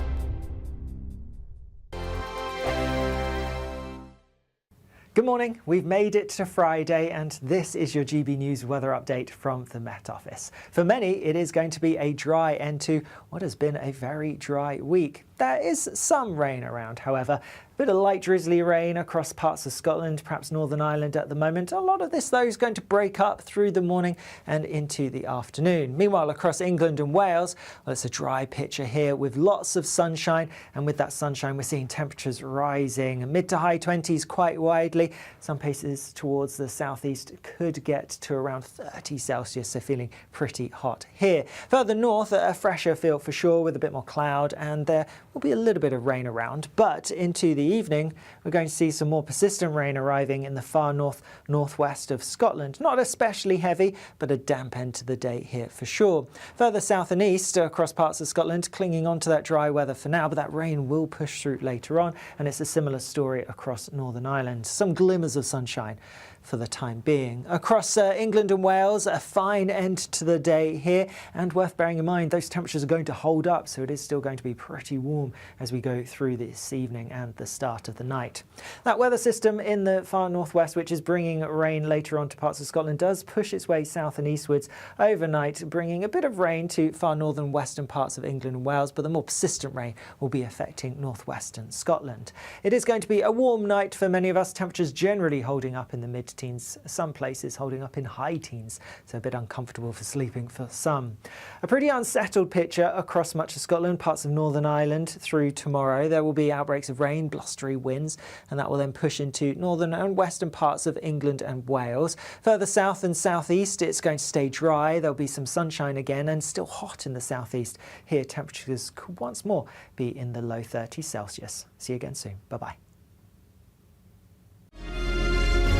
Thank you, Britain, for the thousands of you who are becoming friends of GB News every week. You're not only watching and listening to our programmes, you're becoming part of them too.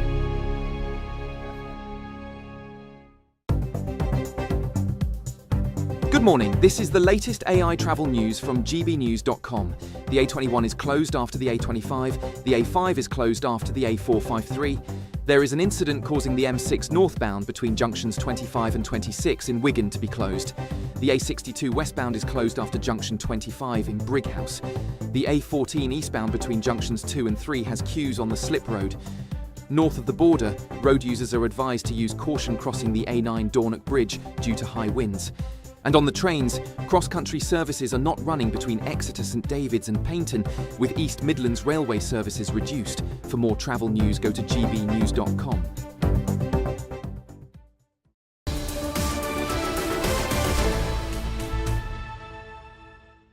Welcome back, it's 10:38 and you're watching Britain's Newsroom with Charlie Peters and Miriam Cates.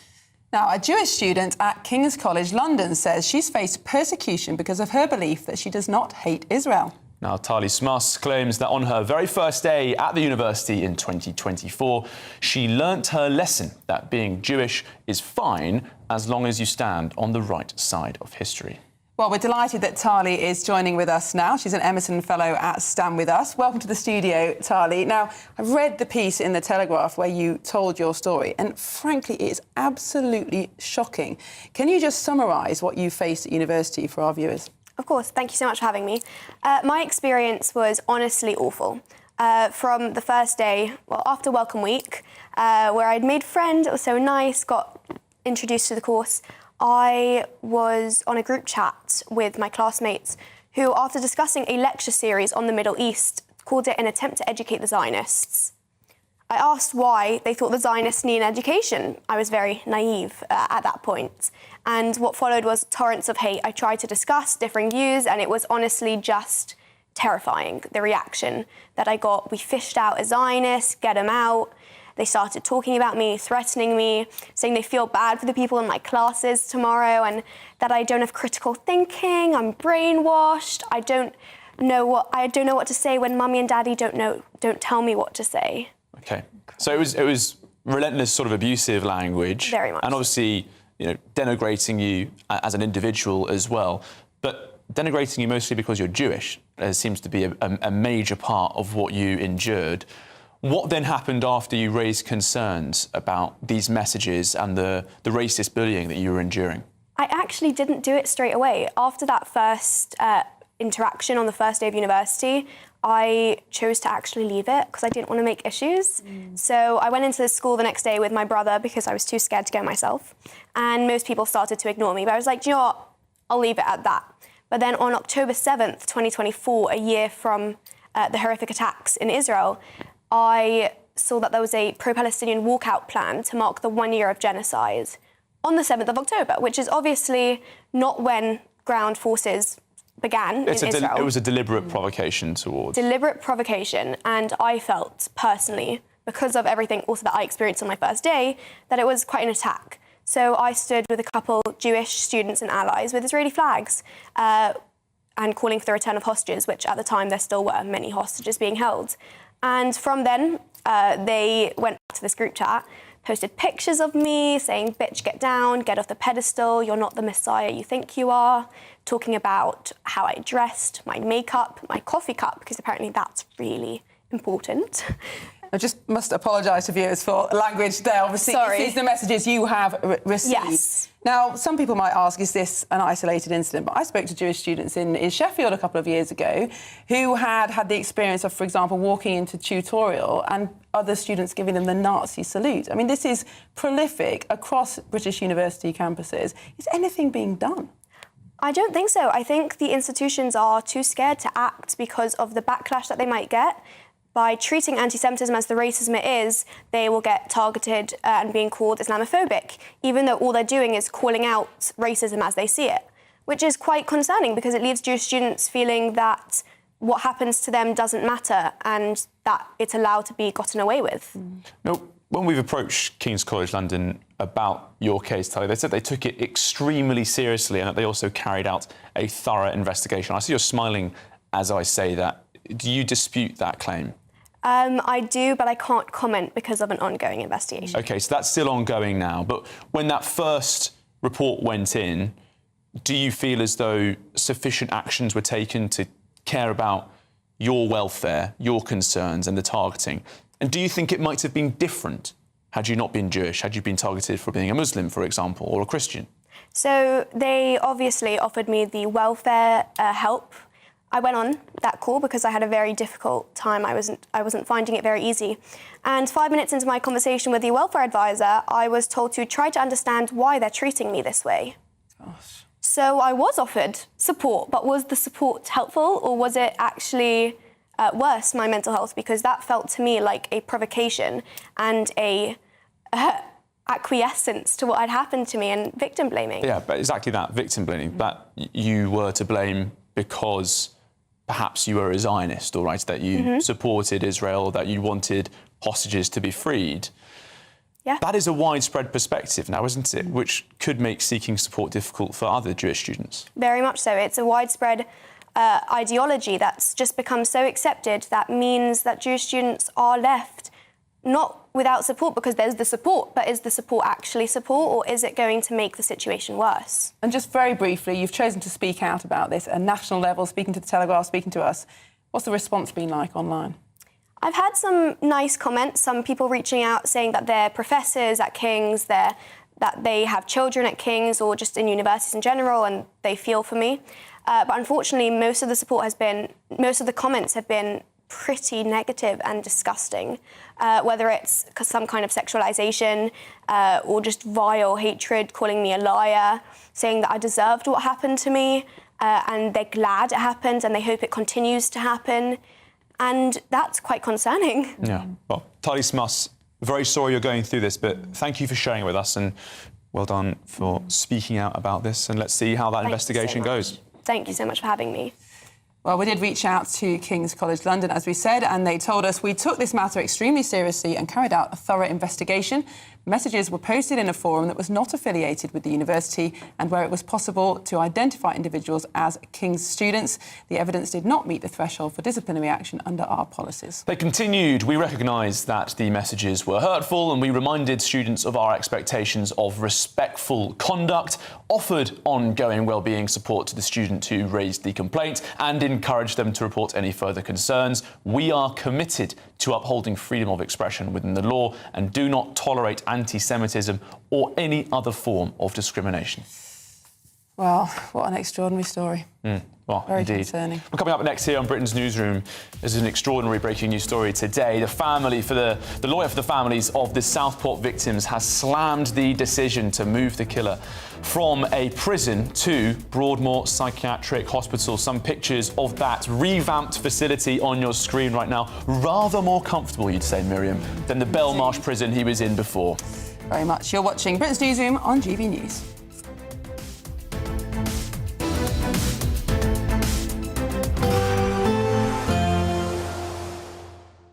I forecast a perfect holiday in the sun.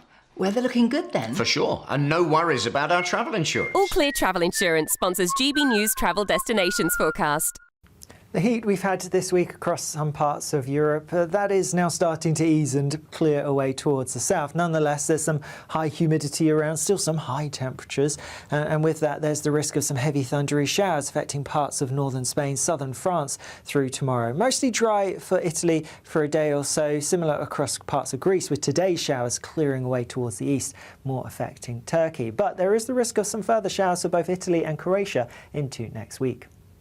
All Clear Travel Insurance sponsors GB News Travel Destinations Forecast.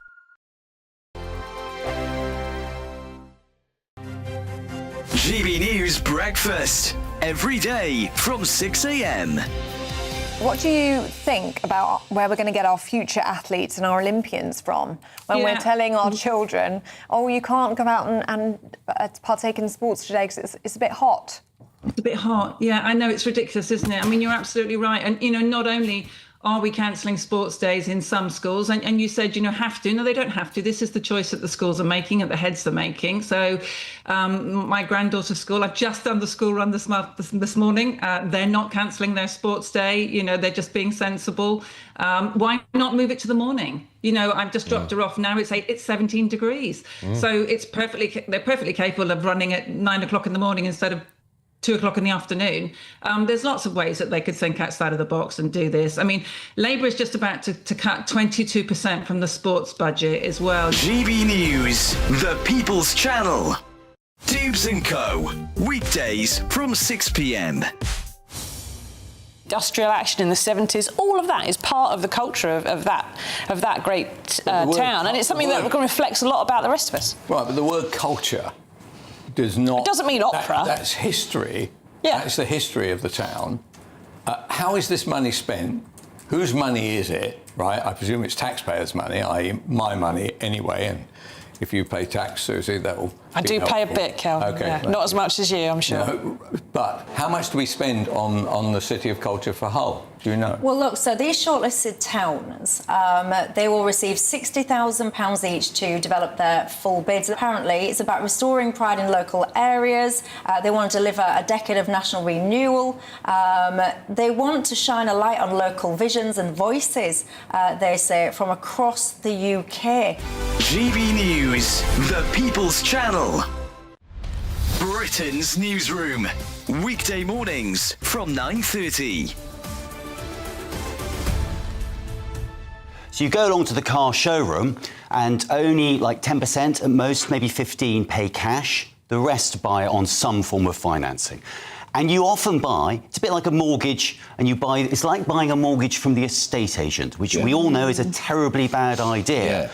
But this is what people did. And the deal is, the scandal is, the guys in the showroom were acting as dealers and brokers, and they were in many cases inflating the interest rate that you paid so that they could get bigger commission. And they didn't declare that. So you basically ended up paying more for your car than you would otherwise have done if you'd gone into the open market and found yourself, a better deal. How did that come to light? Well, over many years. I mean, this has been going on since 2007. GB News, the People's Channel.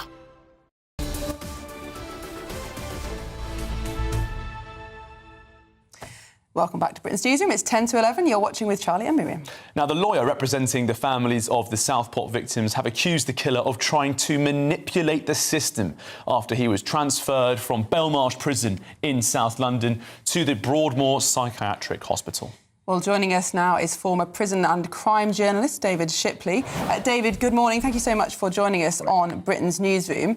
What's your reaction to this news that Rudy Kobana has been moved from prison to a psychiatric facility? And I think I agree with the family's lawyer, actually. I mean, we know Rudy Kobana, through his whole adolescence, was a very manipulative boy and young man who would consistently find ways to avoid facing consequences. There was a time when the police came around to his house and said they might be having to arrest him for his plot to go and murder a schoolmate, and he talked his way out of that and wasn't arrested. So I'm not surprised that he might be trying to get what he thinks is a softer option at our expense. David, you're so right to point that out, I think, that there's been this issue where essentially not only has he manipulated the system, but the system has responded in kind. Of course, from the inquiry, it's in its second phase now, we learned that a person who should have intervened when he'd been caught with a weapon said they didn't want him to be considered as another black boy with a knife. Are you worried that there is particularly sensitive thinking in prison and mental health and psychiatry that benefits him? He knows this. He's seen the coverage of maybe Nottingham and the ongoing situations there. Do you think it's possible he's trying the same thing again because he knows how generous the system is? I'm sure he is. I mean, we know that these differences in treatment exist in NHS mental health policy documents. There are demands to reduce the number of black men being sectioned. So there's these biases against putting very dangerous psychotic men, especially if they're from ethnic minorities, in secure environments, and that's exactly what happened with Nottingham. But I think a lot of this as well, though, is that in reality, we shouldn't be jailing or putting in a secure hospital men like this. Someone like Rudy Kobana, whose guilt is absolutely beyond question, whose crime was appallingly sadistic. The things he did were absolutely disgusting. I think those of us who followed the trial know that. And who took the lives of 3, young defenceless girls who he specifically targeted. The only, I think, rational and reasonable response for a society is simply to lawfully hang men like that. There's no possible chance of him ever being rehabilitated. So what are we doing here? Well, David, we were actually discussing this earlier on the programme, whether there is a case to bring back the death penalty. But I just want to discuss a little bit more the implications of psychiatric illness, whether or not this is real in the case of Rudy Kobana. Until the 1960s in this country and across the West, people with severe psychiatric illnesses were incarcerated. They were kept in so-called asylums to prevent them from committing violent offences. We hear a number of cases regularly in the news of people with psychiatric disorders committing violent offences. Do you think the time has come to reconsider that kind of incarceration?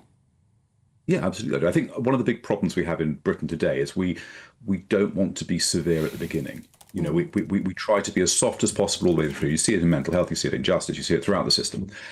And in following that route, we actually do a lot more harm. If we were just prepared to say, actually, look, it might not feel very fair, but if you are a psychotic individual, if you have paranoid schizophrenia, the chance of you doing horrible harm to yourself and other people so high, we have to keep you secure.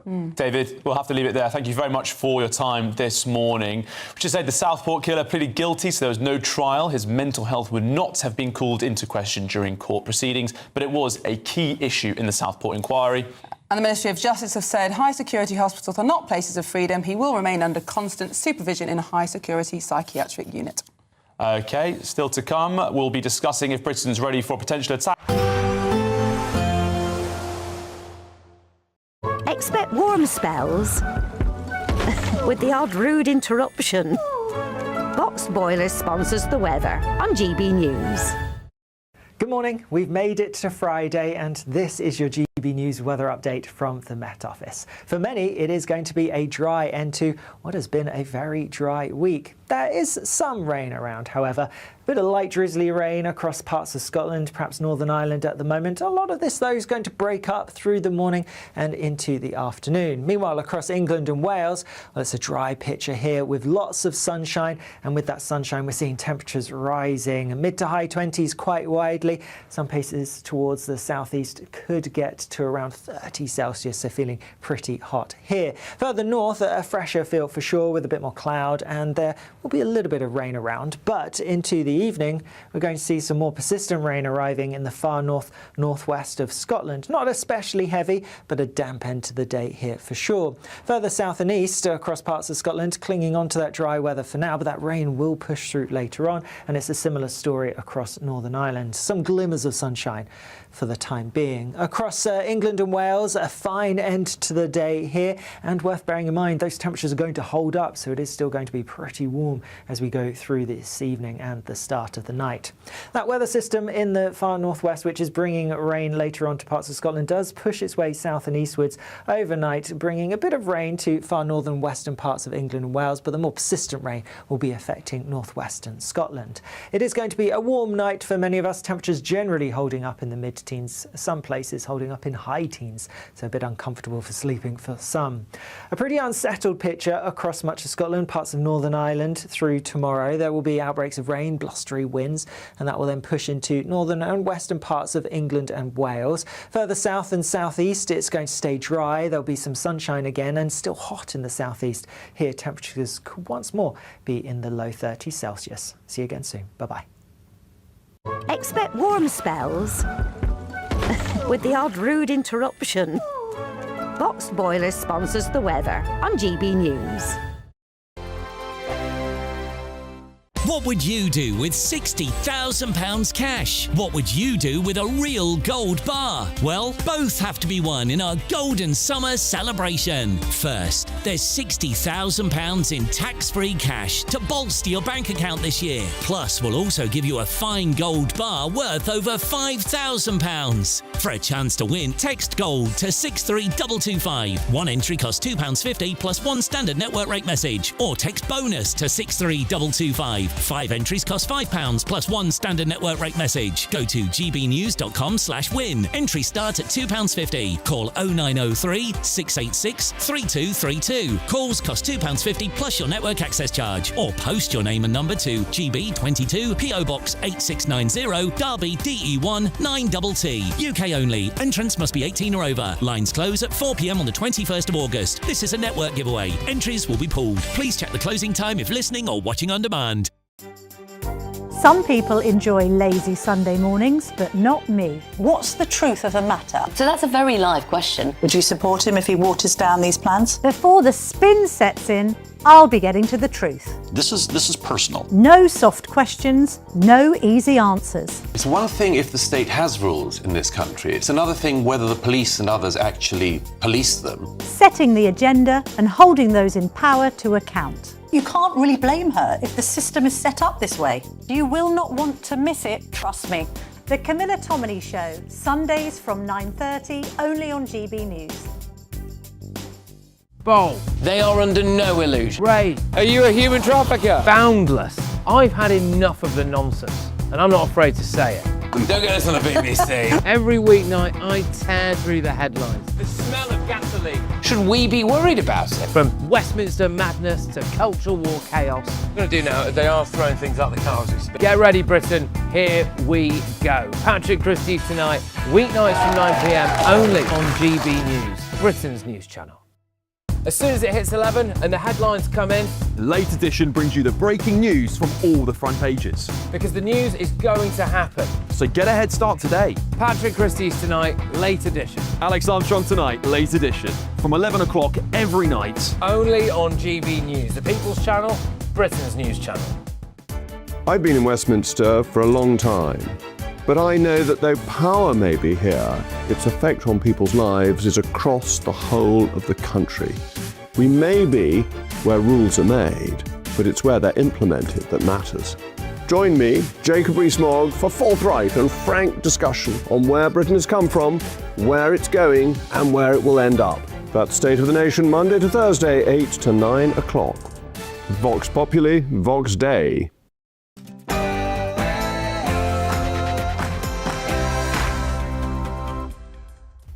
Good morning, it's 11 o'clock on Friday the 24th of July. We are live across the United Kingdom. This is Britain's Newsroom with Miriam Cates and Charlie Peters. Now, a record 165 migrants crossed the Channel on one boat yesterday. That's the largest number ever crammed onto a single migrant vessel. What could this mean for the not-so-small boats crisis? Well, the government says the country is ready to defend itself against Iranian missiles after Tehran threatened to strike the RAF Fairford Air Base in Gloucestershire. But is Britain really prepared for a potential attack? And the Southport murderer has been transferred from Belmarsh Prison to Broadmoor, the high-security psychiatric hospital. The Ministry of Justice says he's likely to remain in the revamped facility for years to come. But the lawyer for the families of the victims have slammed the decision and have accused him of manipulating the system. Elsewhere, the government has halted the early prison release scheme amid outrage at the prospect of two of PC Andrew Harper's killers being freed from jail. But could this move plunge our prisons into fresh crisis? And a major Muslim festival will see 50,000 people flock to Hampshire this weekend in what's been described as an example of unity in a divided country.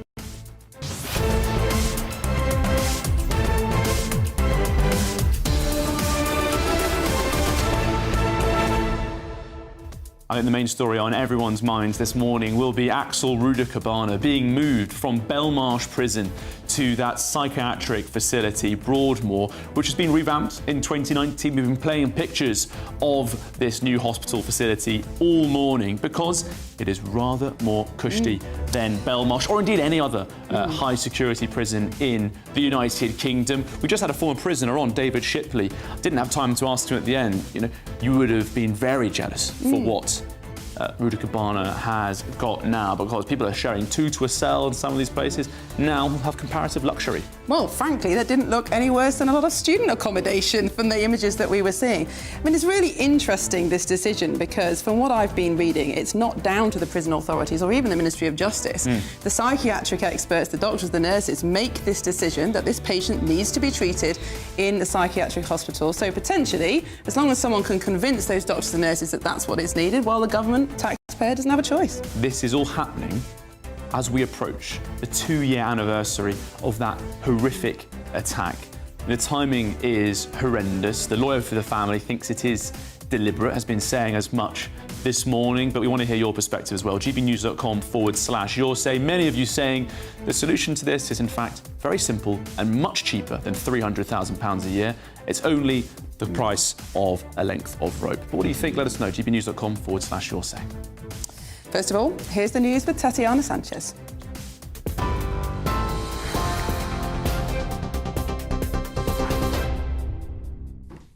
Thank you very much and good morning. The top stories. Prime Minister Andy Burnham will host his first meeting at number 10 North in Manchester today. The branch of Downing Street in the northwest will form part of the Prime Minister's aim to shift power from Westminster to regions across the country.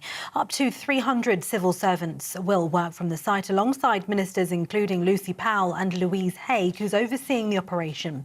Elsewhere, the Prime Minister has paused the early prisoner release scheme, which was due to begin in September, pending an urgent review.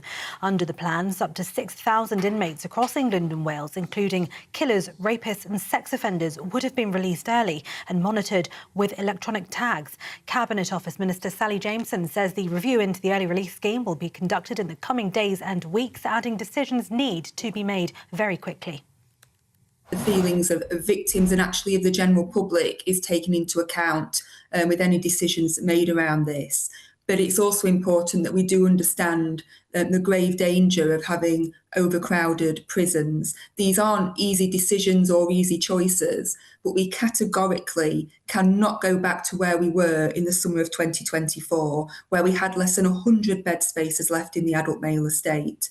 That isn't good for public safety or public confidence. It's not good for those prison officers and indeed other prison staff who are working in the estate. Shadow Exchequer Secretary to the Treasury, Gareth Davies, says the decision is a good thing.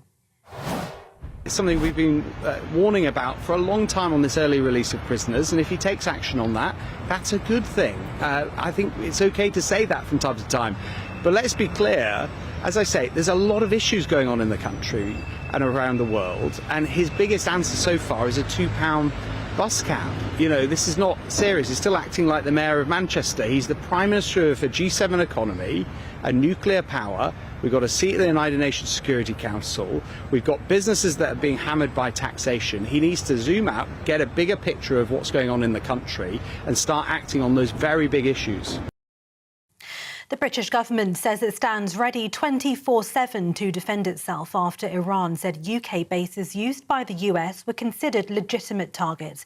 The UK has allowed the US to launch defensive operations from British bases, hosting American personnel and aircraft, while refusing to cooperate in offensive operations against Iran.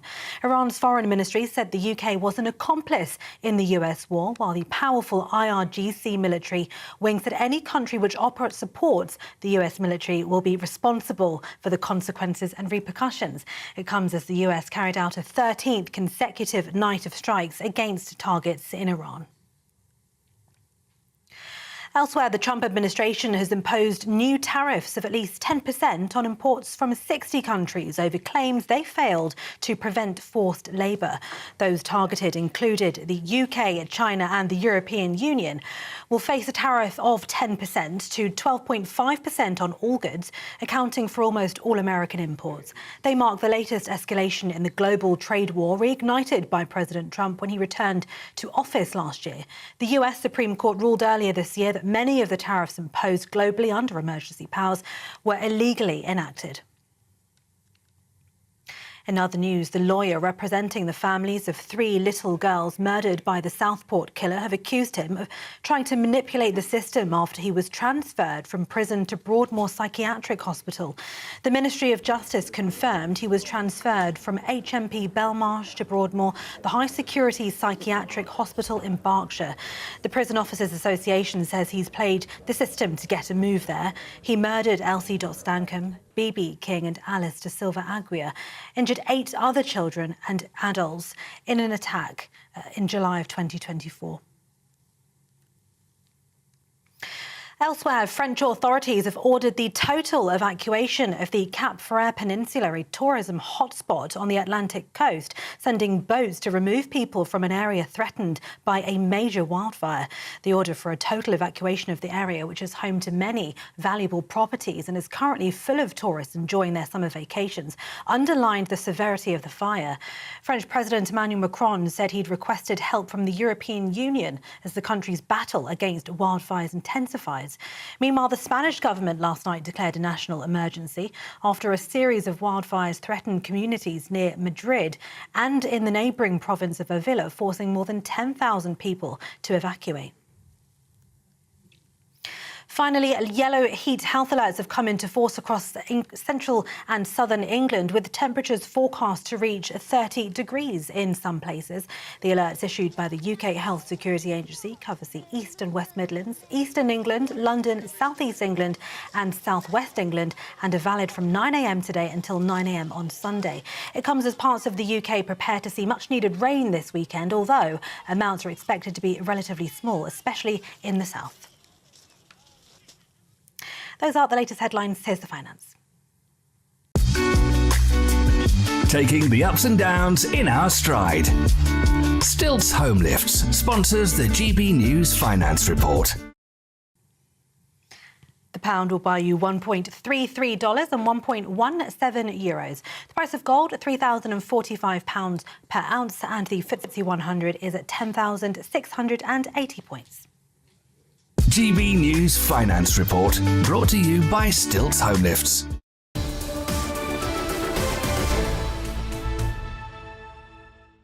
Hello and welcome back. You're watching Britain's Newsroom, live across the United Kingdom on GB News with Charlie Peters and Miriam Cates. Well, the government says that Britain's armed forces stand ready after Iran threatened to attack RAF Fairford. Now, Iran has said that it considers the airbase a legitimate target after the United States used the base for bombing raids. This comes after the US military deployed a B-1 bomber from Fairford for strikes on Tehran.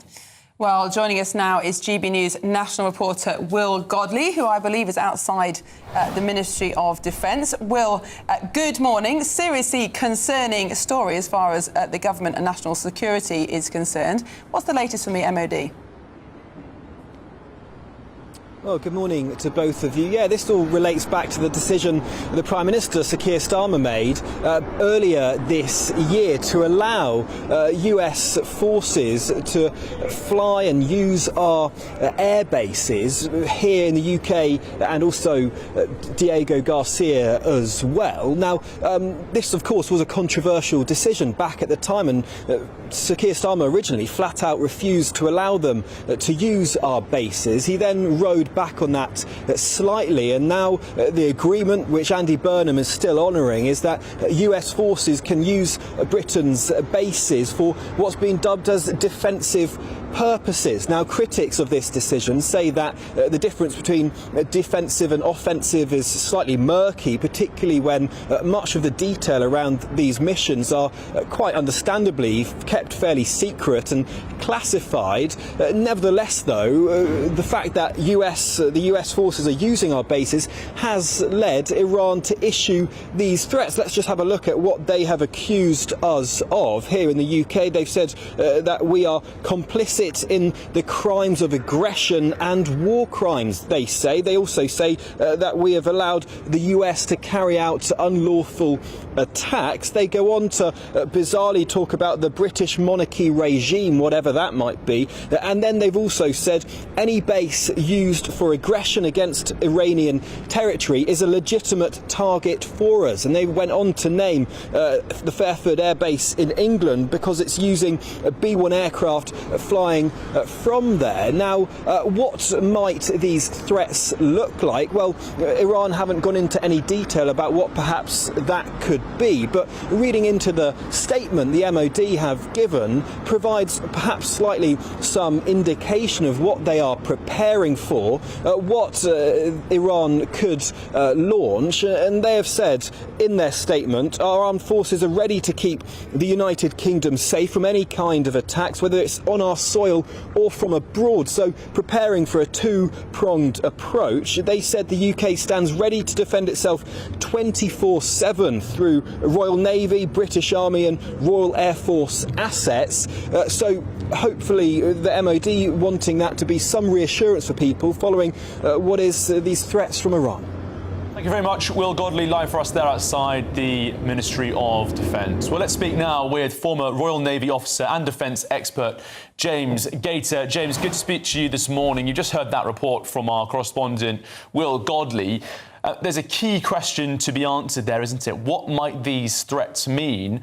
And fundamentally, James, also, we are already facing direct action, as it were, from Iran. They have been complicit and involved in attacks on British soil. We know that, and counter-terrorism policing is working against it. In many ways, the attacks have already started. Well, Charlie, you are absolutely right. Good morning to you both. As Will was pointing out, yes, this is a threat that's been made recently with regard to the continuing use of our bases, but those bases have been used since February, really, so this is not new. And exactly as you point out, threats from Iran are not new either. They threaten us on a number of domains, from asymmetric attacks, cyber attacks, but also the sponsoring of their proxies. And let's not forget that not only their proxies from Lebanon, but also directly, they have attacked British bases or attempted to attack them already during the course of this conflict. Now, James, We've mentioned that the conflict's been ongoing for some time, but something that has changed recently is the decision by Sir Keir Starmer, one of his last acts as Prime Minister, to designate the IRGC a threat to national security under the National Security State Threat Act that's just come into force. Now, for some time, the Conservative Party, other campaigners have argued that the IRG should have been prescribed under the Terrorism Act. That hasn't happened. But nevertheless, this is a new level of, I suppose, conflict with Iran from the UK. Do you think that is also significant in this statement from the IRGC? Well, in and of itself, Miriam, it is absolutely significant. As you all know from, shall we call it, your former career, there was a lot of discussion with regard to prescribing the IRGC because, of course, the IRGC is, if not de jure, the de facto leaders of Iran. And the legislation, as I understand matters previously, did not really allow for the prescription of a state. Really, you know, the prescription of a state is ultimately an act of war. So the new legislation does allow that. And I think that looking at the world as it stands today, that's really just the legislation catching up with the real politic, the state of affairs that we find ourselves at the present time. As you all both know, Iran has, during the entirety of the conflict, for example, in Afghanistan, or the period of time that we were militarily involved in Afghanistan most recently, the Iranians, with technology and funding, provided assistance to the Taliban, and this proved extraordinarily difficult for our men and women on the ground and that of our allies. So, again, this is not new. I think that legislation is catching up, and as the statement has pointed out, the issues that the Iranians have with the British stem from a long time ago, from well beyond the fall of the Shah in 79 back to the 50s, when indeed we were a world in which we were the foremost military power. James, our reporter Will Godley said with regards to that statement that, you know, the monarchical British regime, he said, you know, whatever that means, but it does point to the fact that the vision of Britain does loom large in the minds of the Iranians still, due to that extensive and quite deep history between the two countries. So these threats do mean something, but at the same time, the MOD says that Britain stands ready 24/7 to defend itself. You're a former officer of the Royal Navy. You know that our best defence against a ballistic missile is just to park a T-45 destroyer off the coast and hope that it catches anything that might be flung this way. But there aren't very many of them. A couple are always busy, often in the dry dock as well. Are we really ready 24/7 to defend ourselves against all possible threats? Well, let's just tackle some of those points in turn. Firstly, on the history. Our history with Iran is long and deep and also checkered. So a cursory glance at the history books will show you why the Iranian regime are making the points that they are making at this time. Not to excuse them, I hasten to add, but it is important to consider the weight of history. And on your latter point, the use of a Type 45, where, yes, in the Gulf of Aden, their missile systems were shown to be effective against ballistic missiles, they were not actually created to fulfill that role, although they are our only asset to be able to act against ballistic missiles. As a coalition, as NATO, any missiles crossing European airspace would be intercepted by missile systems based on the European mainland. But as I said earlier, the way in which the Iranians could prosecute an attack here in the UK, or continue to prosecute attacks here in the UK, would most likely not come from a ballistic missile. We are pretty much at the envelope of their existing ballistic missile systems. In order to use one, you would have to reduce the payload or adapt missile systems that are really there to put vessels into space, which gives you an issue with accuracy. So that really isn't the threat, although, of course, it makes the headlines. James Gator, thank you so much for speaking to us this morning. That's James Gator, former Royal Naval officer and defence expert. Right, well, the American war in Iran has so far cost $37.5 billion. And we haven't got quite that much to give away now, but this is the Great British Giveaway, and it's your chance to win £60,000 in tax-free cash in your very own gold bar worth over £5,000. I hear all the details you need to enter. What would you do with £60,000 cash? What would you do with a real gold bar? Well, both have to be won in our Golden Summer celebration. First, there's £60,000 in tax-free cash to bolster your bank account this year. You could spend it on treats, splash out on the family, or just save it for a rainy day. It's entirely up to you. Plus, we'll also give you a fine gold bar worth over £5,000. That's genuine gold that you could gift to a loved one or just lock up in your own personal vault. The gold and the cash really could be yours. For a chance to win £60,000 in tax-free cash and a real gold bar, text GOLD to 63225. One entry costs £2.50 plus one standard network rate message, or text BONUS to 63225. 5 entries cost £5 plus one standard network rate message. Go to gbnews.com/win. Entry start at £2.50. Call 0903 686 3232. Calls cost £2.50 plus your network access charge, or post your name and number to GB22 PO Box 8690 Derby DE1 9TT. UK only. Entrance must be 18 or over. Lines close at 4 p.m. on the 21st of August. This is a network giveaway. Entries will be pulled. Please check the closing time if listening or watching on demand. Good luck. Well, still to come, a major Muslim festival will see 50,000 people flock to Hampshire this weekend in what's being described as an example of unity in a divided country. Well, we've got loads to go through in the papers coming up after the break. That's going to be with Judita De Silva and Dr. Renee Hunderkamp. You're watching Britain's Newsroom, only on GB News.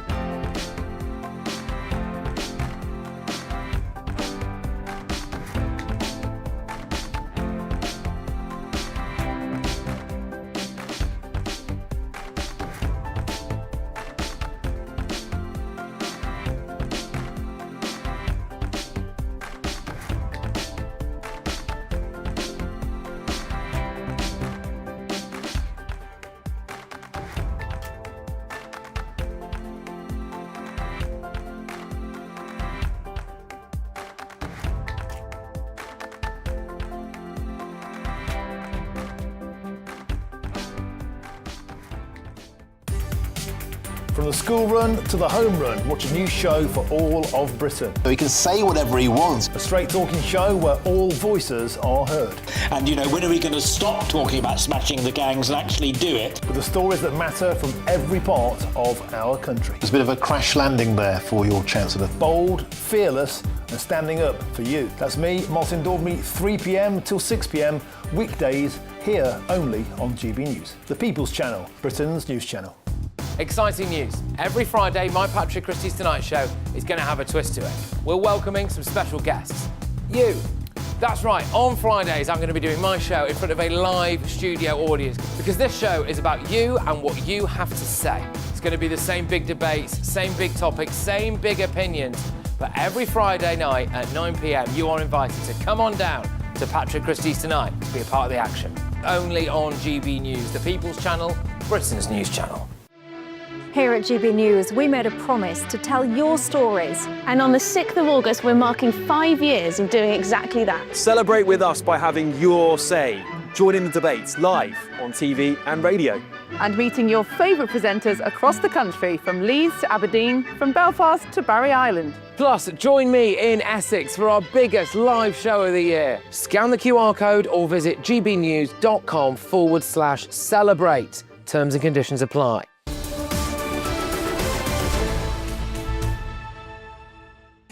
It's 23 minutes past 11. You're watching and listening to Britain's Newsroom with Charlie and Miriam. Well, joining us now is Judita De Silva and Dr. Renee Hunderkamp, our two GB News panellist contributors, to go through all the latest papers.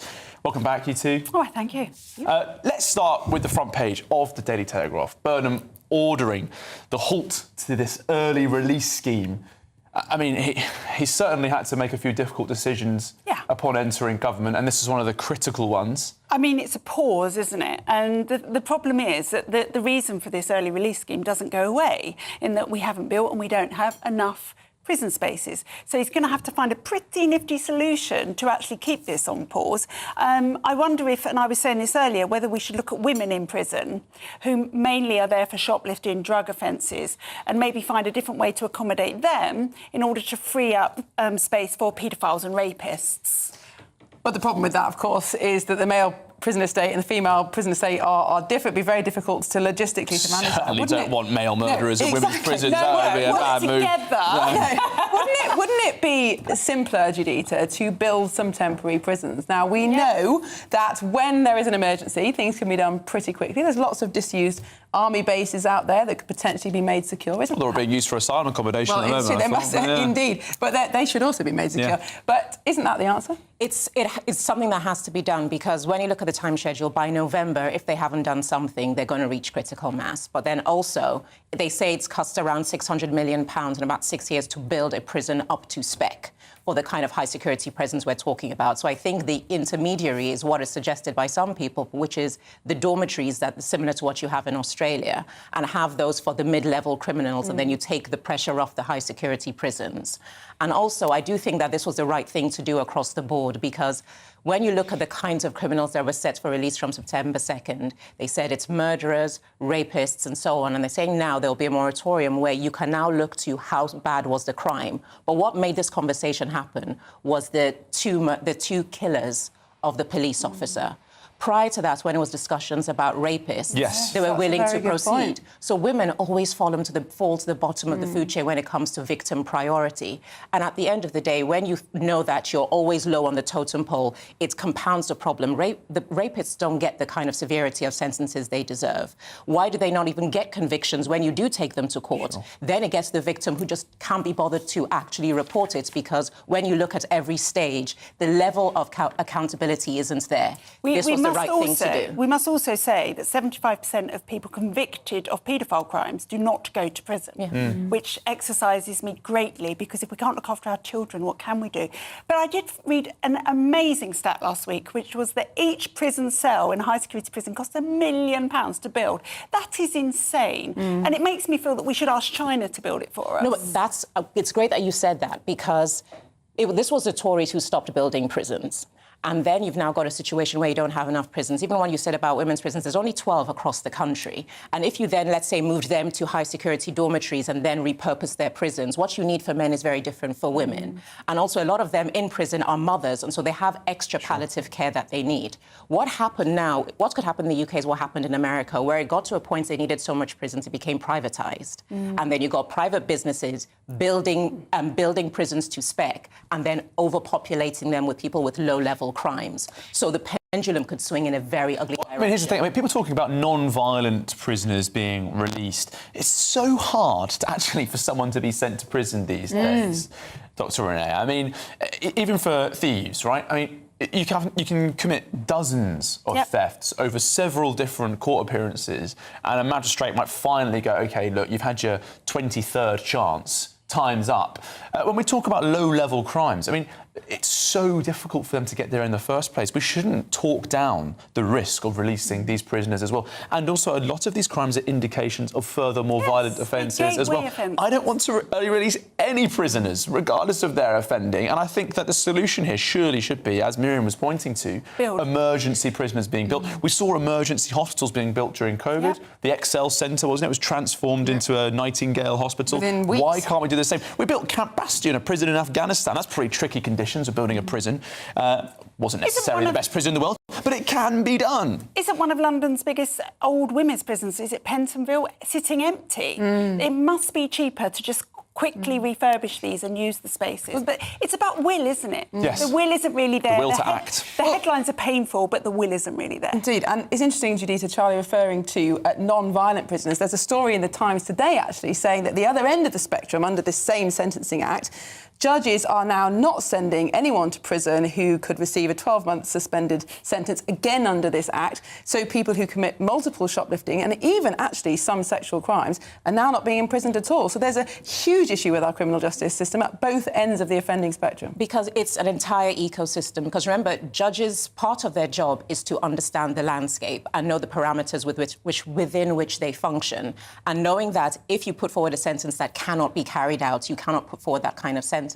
But based on the timeline, what you're saying, I do agree with, where repurpose what is already there. Because one thing the government can say is that even if they want to build new prisons, there's the red tape of which town wants a prison to be local to them. And you have that issue. So what exists already and is lying dormant, you need to fast-track repurposing them. Right, so let's move on to a different story now, one I know you're both interested in. It's in the Daily Mail, which is that fewer than half of young people feel satisfied with life. Dr. Renee, it's the Institute for Public Policy Research, a think tank, found that fewer than half of 16 to 24-year-olds feel satisfied. I have to say, if you are satisfied with life at 16 to 24, what's going on? How have you done that already? You should be gasping to do more. You're a Premier League footballer, yeah. £1 million What's going on? There are things you achieve later that give you the sense of satisfaction. I think there are probably several strands to this story. So I think definitely the job landscape for young people, and I have some of them as patients who are fantastic young people with amazing degrees who can't get work, and that would be pretty soul-destroying. Yeah. At the same time, I think the bar on what actually makes people happy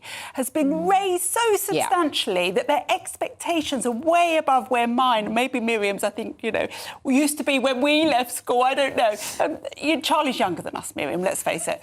You said... Sorry, carry on. But I think the bar has changed. I completely... Do you think there's an element, though, as well about physical activity? We know that young people are physically less active than they've ever been.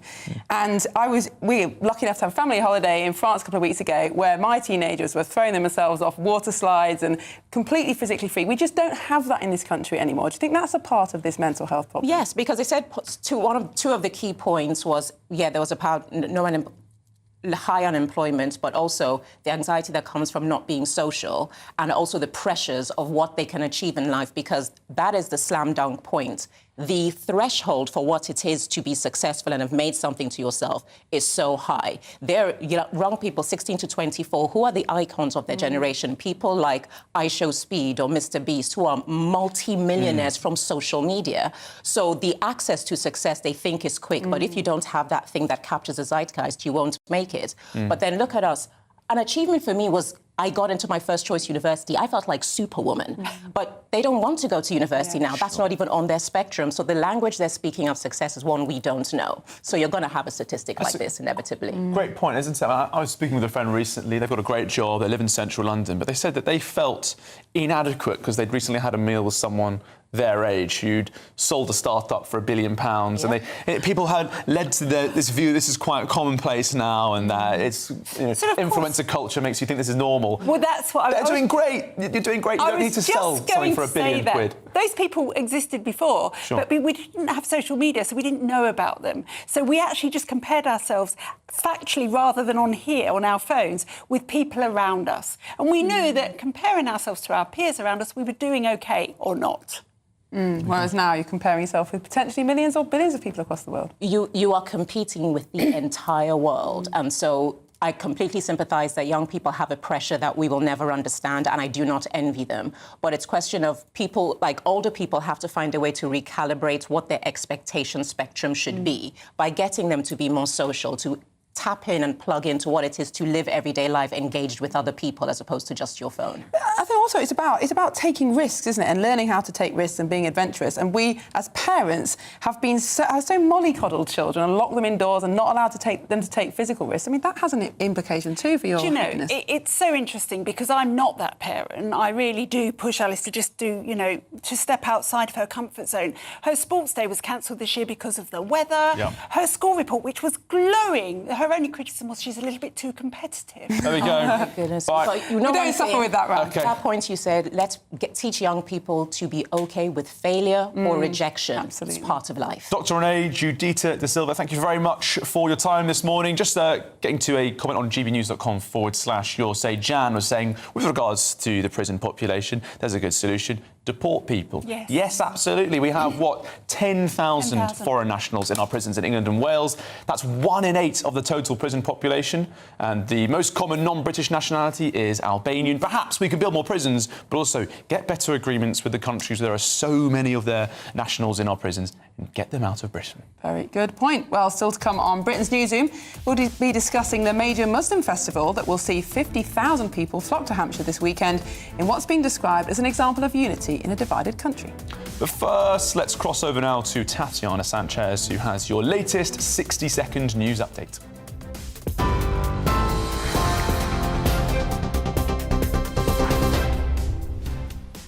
Good morning. The top stories. Prime Minister Andy Burnham will host his first meeting at number 10 North in Manchester today as part of his plan to shift power away from Westminster.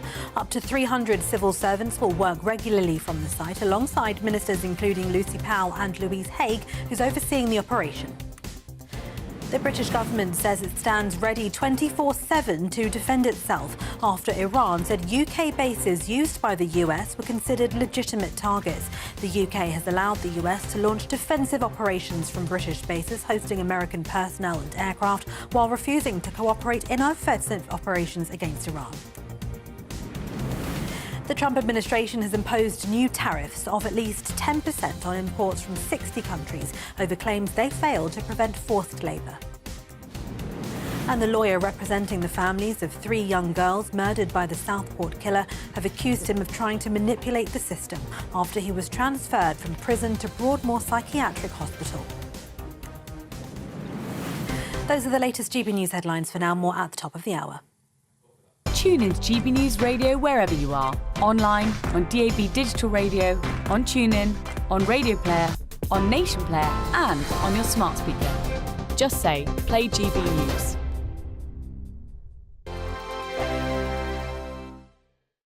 Hello again, very good day to you. I'm here with your GB News weather forecast from the Met Office. Now there will be some rain around this weekend for most of us, but for the time being it is still dry across much of the UK. There is a weak front that's making its way southwards over parts of Scotland, Northern Ireland into Northern England at the moment. That's bringing a little bit of drizzly rain, not much more than this, but there's another system that's waiting to come in from the north.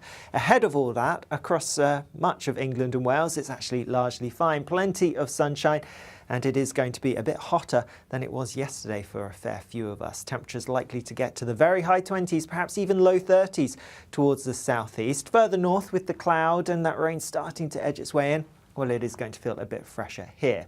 So through this evening, yes, across northern parts of Scotland, it is going to turn increasingly cloudy and quite wet. Some persistent rain arriving and the winds starting to pick up as well. Further south across Scotland, some glimmers of brightness, a bit of sunshine maybe, but it will turn cloudier through the start of the night. Similar across Northern Ireland and the far north of England. Elsewhere across England and Wales, well, a fine end to the day here. A warm one with plenty of sunshine continuing.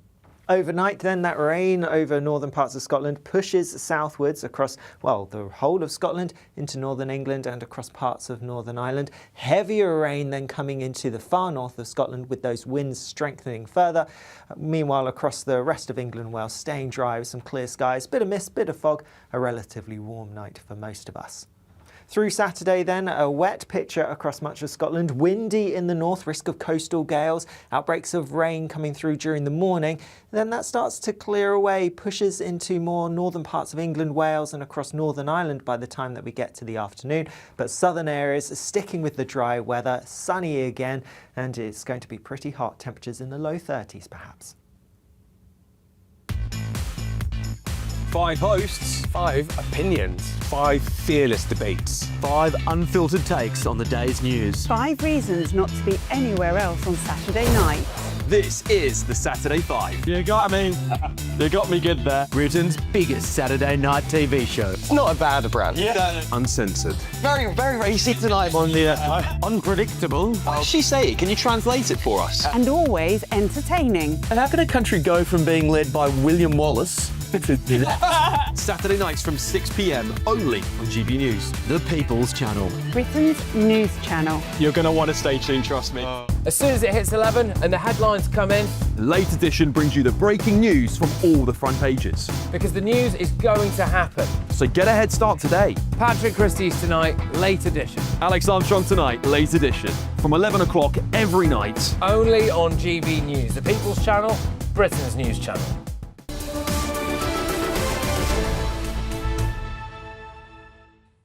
It's 11:39. This is Britain's Newsroom with Charlie Peters and Miriam Cates. Now, Britain's largest Muslim festival will go ahead this weekend and will display what's been described as a magnificent example of unity after a similar event was forced to end early over an alleged extreme right-wing terror threat. More than 50,000 Muslims from around the world are expected to attend the Jalsa Salana UK convention in Hampshire across the weekend. Well, 5 people are still on bail and have been released pending that continued investigation.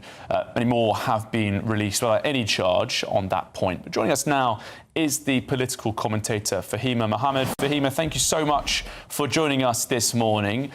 This event this weekend, obviously 50,000 Muslims coming to attend. I believe this is Ahmadiyya organisation that's hosting this. Can you tell us about Ahmadi Muslims and the difference between that portion of Islam and Sunni and Shia, for example?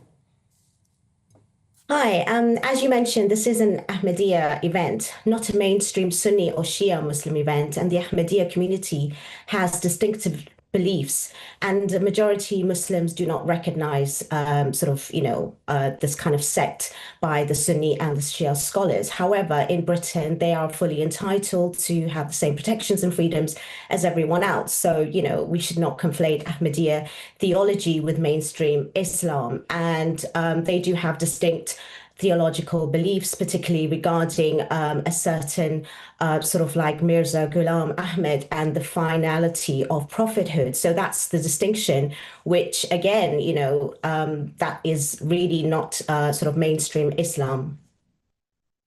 Being mainstream Islam, and this discussion, a lot of the coverage about this event is saying it's going to go ahead despite the recent alleged far-right threat on a different event. But don't you agree that most of the threats towards Ahmadi Muslims and most of the serious attacks against them, I'm thinking of the murder of a shopkeeper in Glasgow in 2016, that's often being done by other Muslims, isn't it, in Britain? Well, I think this event should go ahead if the police are satisfied, if it's safe. And in Britain, we don't allow any extremist, whether it is from the Muslim sect or from the far right or anyone else, to dictate who can gather peacefully. And at the same time, security has to come first. And what is encouraging is that the organisers have worked closely with police and have extensive security measures in place. So whatever our religious beliefs or no belief, everyone should be able to worship and assemble without fear of intimidation.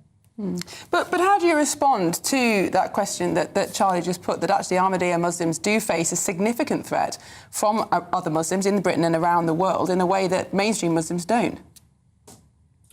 I think a lot of people are actually at threat nowadays when it comes to Muslims, and when it comes to particular Muslims committing any crime, whether, they are from an extreme belief or theology. Again, in this country, none of that is acceptable. And majority of Muslims, however they believe, whatever their interpretation, do follow the law.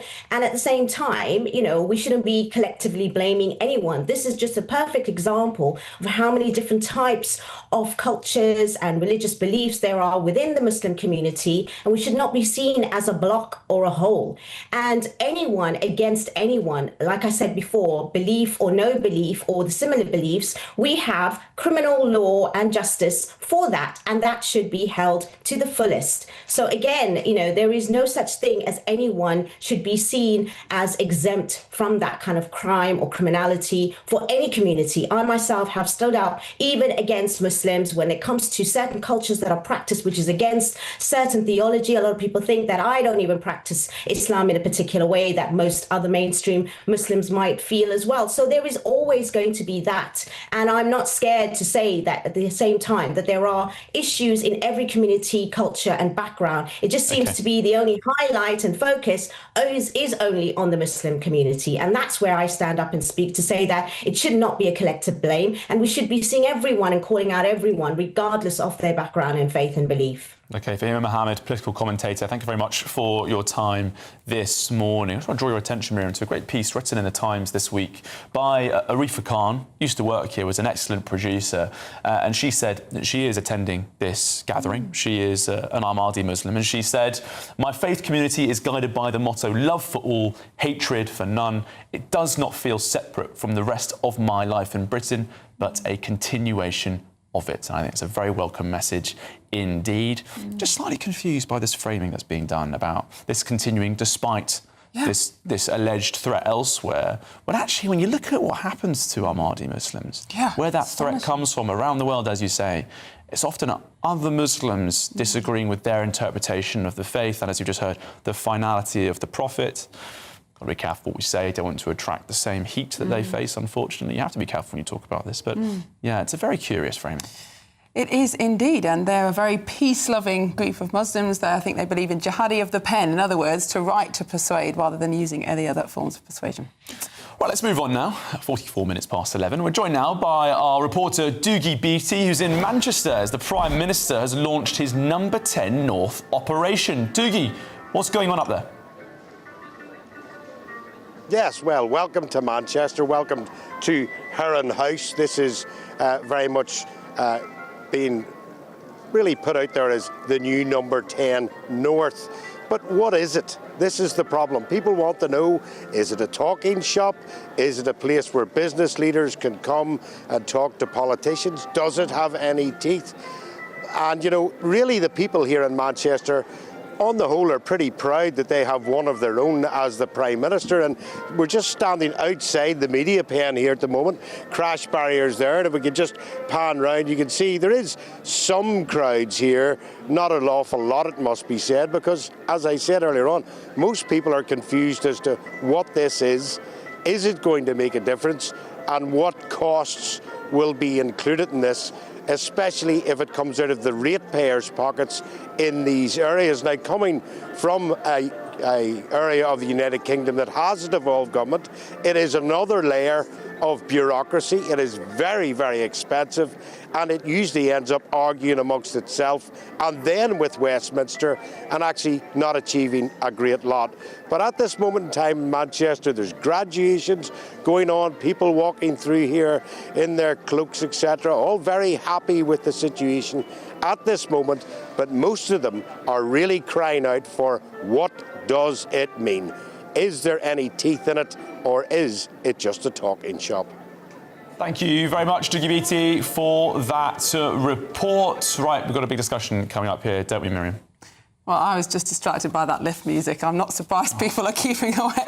Dire. Poor Doogie. Yeah. Yes, poor Doogie. Well, we are going to be discussing whether the Prime Minister is being honest about his £2 bus fare cap. But first, let's go look at the travel weather. You're watching Britain's Newsroom only on GB News.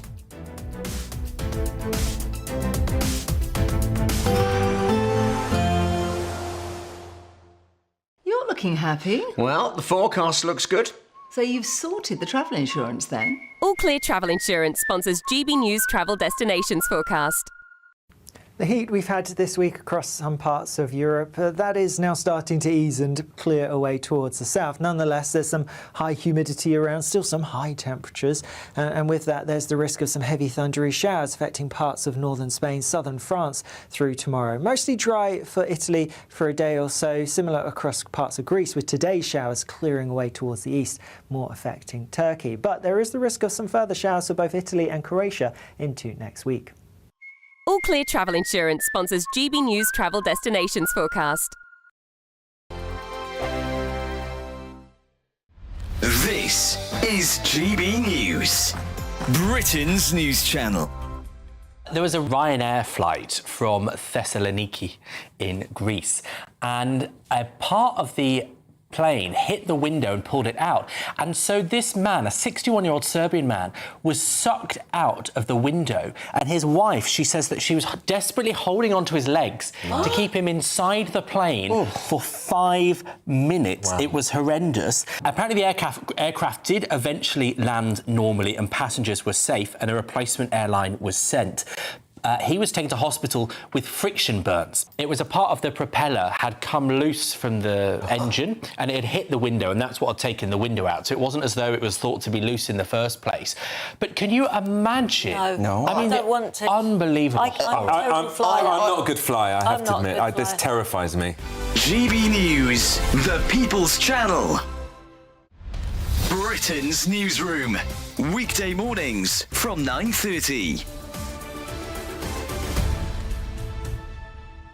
Weight loss jabs could help children as young as 6 who are living with obesity. When did we start saying living with obesity? Can we not say obese children? Is that not politically correct? Well, delighted to be joined now by Sarah LeBrock, Director of All About Obesity. Sarah, I think a lot of people will feel slightly uneasy about children getting on these jabs, simply because we sort of expect, I don't know, diets to be managed by parents. Yeah, I can totally understand why people would think that. But the point we're not talking about just overweight children here. We're talking about children living with obesity. And interestingly, you say, why do we say living with obesity? It's because they're living with a chronic condition. GB News, the People's Channel. Britain's Newsroom. Weekday mornings from 9:30. What does this kind of day mean to you, kind of coming and doing this every year? Well, I feel that I'm doing this for my wife because she used to sell poppies properly, really, and I used to help her for 20-odd years.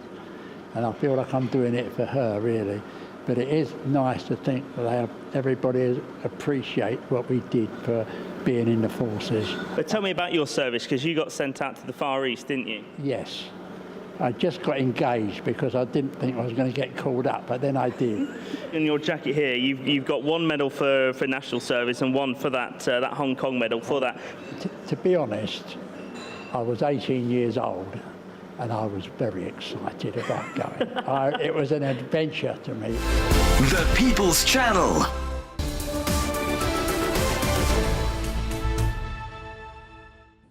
It's 10 to 12, you're watching Britain's Newsroom. Now, Andy Burnham has announced the government will bring back a £2 bus fare cap, slashing travel costs for millions, but critics of his policy said that Mr Burnham isn't being honest about his fare cap. Well, joining us now is the journalist Andrew Gilligan. You've written a scathing piece in The Spectator about Andy Burnham's fare cap and where he got the money from. Tell us more. That's right. I was number 10 advisor on transport to Boris when he was PM, and the £2 fare cap was actually dreamed up by us, although you know how cumbersome government is. We did it, and I think we agreed it in April 22.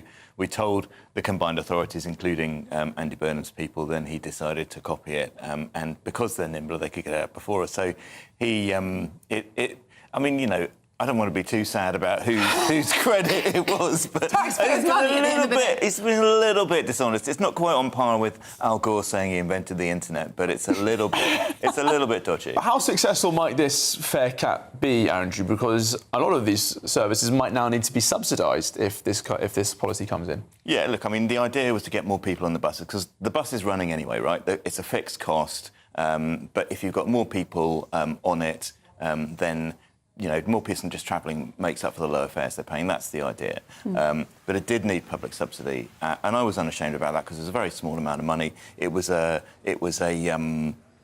good way of making people's money go a bit further. It was a good way of helping people, you know, like working people who use buses. So I was fine with that, and it's about 5 minutes spend on HS2. So we are not talking large sums. How many minutes spend on the NHS as well? About 20 seconds, as it were. I'm all for buses. You're all for buses? Yeah, they're very helpful. And Andrew, a Tory policy now in Burnham's proposals? Or price fixing? Are there more that you'd like? Well, one of the things they did, actually, they raised it, so Starmer raised it to £3, and now they're claiming credit for, like, cutting back something that they raised themselves. But anyway, I mean, I'd like... Look, I love buses. I'd like to see more stuff being done for the buses. One of Burnham's great supposed triumphs, of course, was the bus network in Manchester. Now, I think it is a success, but it's not a triumph because he hasn't actually had the balls to do the things that are really needed to improve a bus service, like putting in more bus lanes. That's what London did. That's why the bus service in London is a success. Bus lanes are very controversial. That's right. Well, that's why he didn't have the balls, because they're controversial. So, you know, we'll see whether he's prepared to do anything controversial rather than chuck money around. We don't have a right of reply from Andy Burnham on that particular allegation, but thank you very much, Andrew. Andrew Gilligan, pleasure to have you in the studio. Right, that's all from Britain's Newsroom. Who's up next, Miriam? Tom and Emily with Good Afternoon Britain. He'll be back tomorrow. I'll be back on Monday. Take a pick. A mega dinghy, almost 20 metres long. Just how much bigger are these boats getting? Should we stop calling them small boats at this point? Well, yes, and the legal battle rages on between the BBC and Donald Trump. The BBC now demanding to see Donald Trump's personal messages to try and prove that he incited the January the 6th riots. Who will come out on top, Donald Trump or the BBC? Stay tuned.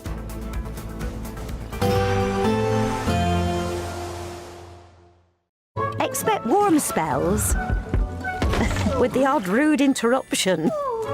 Box Boilers sponsors the weather on GB News. Good morning. We've made it to Friday, and this is your GB News weather update from the Met Office. For many, it is going to be a dry end to what has been a very dry week. There is some rain around, however. A bit of light drizzly rain across parts of Scotland, perhaps Northern Ireland at the moment. A lot of this, though, is going to break up through the morning and into the afternoon. Meanwhile, across England and Wales, well, it's a dry picture here with lots of sunshine. And with that sunshine, we're seeing temperatures rising mid to high 20s quite widely. Some places towards the southeast could get to around 30 Celsius, so feeling pretty hot here. Further north, a fresher feel for sure with a bit more cloud, and there will be a little bit of rain around. But into the evening, we're going to see some more persistent rain arriving in the far northwest of Scotland. Not especially heavy, but a damp end to the day here for sure. Further south and east across parts of Scotland, clinging on to that dry weather for now, but that rain will push through later on, and it's a similar story across Northern Ireland. Some glimmers of sunshine for the time being. Across England and Wales, a fine end to the day here, and worth bearing in mind those temperatures are going to hold up, so it is still going to be pretty warm as we go through this evening and the start of the night. That weather system in the far northwest, which is bringing rain later on to parts of Scotland, does push its way south and eastwards overnight, bringing a bit of rain to far northern western parts of England and Wales, but the more persistent rain will be affecting northwestern Scotland. It is going to be a warm night for many of us, temperatures generally holding up in the mid-teens, some places holding up in high teens, so a bit uncomfortable for sleeping for some. A pretty unsettled picture across much of Scotland, parts of Northern Ireland through tomorrow. There will be outbreaks of rain, blustery winds, and that will then push into northern and western parts of England and Wales.